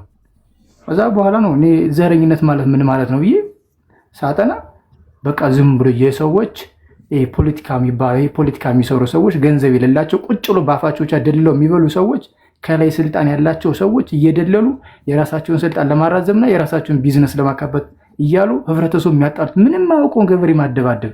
አሁን እንኳ የሚደባደብ አማራ ክልል ላይ ጎንደር ላይ እኮ ገበሬው ነው የሚጣለው። ራሱ እኮ ነው። ከደልጊ ተነስቶ ወደ ጭልጋ ይገባል፣ ከጭልጋ ተነስቶ ወደ ደልጊ ይገባል ገበሬው። ይሄን ማን አደረገ ከተባለ ፖለቲከኞች ናቸው። መከላከያና ፌደራል ፖሊስ ከማልሆን ይነግዳል። ለምን እናቃቸዋለን? ጀነራሎችን ቤት ንብረት ትልልቅ ቤት ገንብተዋል። በዛን ሰዓት በውሸት እያካበቱ ያዙት ገንዘብ ተከታትለናል። እኛ መሄጃ ስለጠፋን ነው የተከታተልነው። የእናት አባታችን ንብረት ስላጣን ነው። ለማኝ ስለሆን ነው። እኔ ሶትሮም በቤተ ክህነት ለምኜን የተማርኩት 21 ዓመት በልመና ውስጥ ነው ያለሁት። እስካሁን የእናቴን እንጀራ በልጅነቴ ብቻ ነው እንጂ ከ9 ዓመት በኋላ አላውቅም። ለምኜ ነው የምበላው። አሁንም ድረስ ለምኜ ነው። አሁንም ድረስ ቅዱስ ሥላሴ ዩኒቨርሲቲ እያበላኝ ነው። የእናቴን ንብረት የእናቴን ማውቀው ትናንት ነው በ99 ነው ማውቀው። አላውቅም ለምኛ ነው። ግን እናት አባት የነበራቸውን ቢዝነስ ግን ንብረት የሰሩትን ለፍተው ጥረው ግረው ገበሬ ሆኖ ያገኙት ግን የለው ዜሮ ነው። ዛሬ ለማኝ ነው። ገበሬ ሆኖ ግን ለማኝ ነው። እንደ ልቦ ተጎት የሚልበት የለም። በልጆቹ ታስሮ ነው ተቀምጦ ያለው። ይሄ ማን ነው ካነ ገበሬው ሲደባደብ ከደልጊ ያለ ከሸሄድ ያለ ከመተማ ያለ ካህን ባርኮ ይልቃል መሳሪያ ስለምናጠና ነው። ባርኮ ይልቃል። ተባረኩ፣ ቸር ይመልሳችሁ፣ ሂዱ ወገኖች፣ አጥፊ ናቸው፣ ግሞች ናቸው። ይህን የሰራው ፖለቲካ አካል አለ። ትናንት በ97 የሰራው አለ። ጥናቱን አግኝተነዋል። ችግር የለውም። ከደልጊ ያለው ከጫንድባ ያለው በዚህ በላይ በጎጃም በኩል ያለው ደግሞ ተባርኮ እስከ ሻውራ እስከ ሻሽጌ እስከ ነጋዴ ባህር ባርከው ደግሞ ይልካሉ። በዚህ በጭልጋ ያለው ደግሞ ቅማንቱ ደግሞ አርማጭሆ ጮንጮቅ የሚባል ሀገር እሱ ባርኮ ይልካል። ሁለቱ ህዝብ ከመሀል ላይ ይደባድባል። ሁለቱን ስናጠና ሬሳ ስንቀብር ስናነሳ ክርስቲያን ነው። ባርኮ የላከው ማን ነው? ሀገረ ስብከቱን ወረዳ ቤተ ክህነቱን ጠየቅናቸው፣ አገኘናቸው። ማን ነው ባርኮ የሚልከው? ሐሰት እንዳይሉን ከሁለቱም ወገኖች አለን፣ እኛ መረጃው እናገኛለን በተጨባጭ። ሐሰት እንዳይሉ የገዛ አጎቶቻችን ነው ታጥቀው የሚመጡት በተጨባጭ። ማረጋጋት የሚችለው አካል ማን ነው? ፖለቲከኞችንን እየሰበከ ከፖለቲከኛ ጋር ሽጉጥ ምግብ ለምዶ ተቀምጦ እየሰበከ የሚልከው ማን ነው? እረፉ በሉ ባካችሁ። ለምን ጠይቃቸው እኛንን እናንተማ የነዛ ወገን አይደላችሁ በቀር የዛኛው በአባት እንደዚህ አይደለ፣ ከዛኛው ስንሄድ ደግሞ አንተማ በእናት እንደዚህ አይደለ። ማረጋጋት የሚቻለው በማን በኩል ነው? ቄስ ያነሱት ሐሳብ እውነት ለመናገር ትውልድ የሚቀርጽ ሐሳብ ነው። የእውነቴን ነው የምነግረውት። እግዚአብሔር አምላክ በሰማይ ያገኙታል። የእውነቴን ነው የምነግረውት። ብዙ ትውልድ ተጨንቋል። ብዙ ትውልድ ጠፍቷል። ደክመናል። አማራ ክልል ላይ የሚሰራው ስራ ትክክል አይደለም። ብአዴን የሚሰራው ስራ ትክክል አይደለም። አዎ ትክክል አይደለም። ግን ብአዴንን ከብአዴን በላይ ቁጥጥር በእያንዳንዱ ቤት አንኳኩቶ የገባ ግን የኦርቶዶክስ እምነት አለ። መቅረጽ አይችልም፣ መያዝ አይችልም፣ ማነጽ አይችልም። ለምን ዝም አለኛ ነው? እሺ ህብረተሰቡን እንናገር፣ ውጡና እኛ እንናገር ስንል እኛንን ከድራሹ እንኳን ከቦታው እንኳን ማድረስ አይፈልጉም። እኔ ተወልጄ ያደኩት አብዛኛው ጊዜ መጀመሪያ ተወልጄ ያደኩት ቤተክርስቲያን ገጠር ናት። እኛች ገጠር ቤተክርስቲያን አማራም ቅማንትም ያለባት ቦታ ናት። ተዘግታለች። ይኸው 9 ዓመቷ ተዘግታለች። ለምን? ሴቱ የተጋባው ሴቱ አማራ ነው፣ ወንዱ ቅማንት ነው። ማዶ ለማዶ ደግሞ አማራ አለ። ሊዋጋ ሁሌ ጦርነት በሌባ ስለሆነ ሲመቷቸው ለቀቁ። ቤተክርስቲያኗ አለች። አሁን ስንት ዓመቷ? 8 ዓመቷ። ወረዳ ቤተክርስቲያን ሄደን ጠየቅ ነው። አያገባኝም የቅማንት ቤተክርስቲያን አለ። እንዴ የት ጋር ነው ያለነው? እኛ መጀመሪያ የት ነው ያለነው? አሁን ሰውን እንትን ለማድረግ ታን እኛ ቤተ ክህነቶች የት ጋር ነው ያለነው? ምን ላይ ነው ያለነው? የኛ ስልጣን ሲነካ ነው እንደ ጥቁር የምንለብሰው? እኛ ስልጣን ሲነካ ነው የቤተክርስቲያን ወስደን ጥቁር ልብስ የምናለብሳት? አቡነ ሳዊሮስ የሆነ ጵጵስና ፓትርያርክነት ሲል ነው እንደ ጥቁር የምናለብሰው? የአንድ ሰው ነፍስ አይገድልም? አማራ ክልል ላይ የሞተው ክርስቲያን ስንት ነው? እኔ ብቻ አንዴ 136 ክርስቲያን ቀብር ያለው በስካቫተር ቀብር ያለው ነው የምነግራችሁ። ያንን እኔ ለሽምግልና አንድ ሄጄ ነው በወጣት ሊግ ተብሎ ሰራባ መከላከያ ካምፑ ጋር ሄደን ራሴ በአይኔ አይቼ የቀበርኩት ነው። በአይኔ አይቼ ከሁለቱም ወገን ሲኖረን ግን ከዚህም ገደል ስንት እንደሆነ ግን አውቀናል። ስንት ክርስቲያን ደግሞ እስካሁን ድረስ አለ። ይሄንን ከፖለቲከኞች በላይ ውስጥ ለውስጥ እኛ ቤተ ክህነቶች ወይም ቤተ ክርስቲያን ስንት ንስሐ ልጅ አለን? ስንት ካህን አለ? መቅረጽ አይችልም። አንድ ፖለቲከኛ ንስሐ ልጅ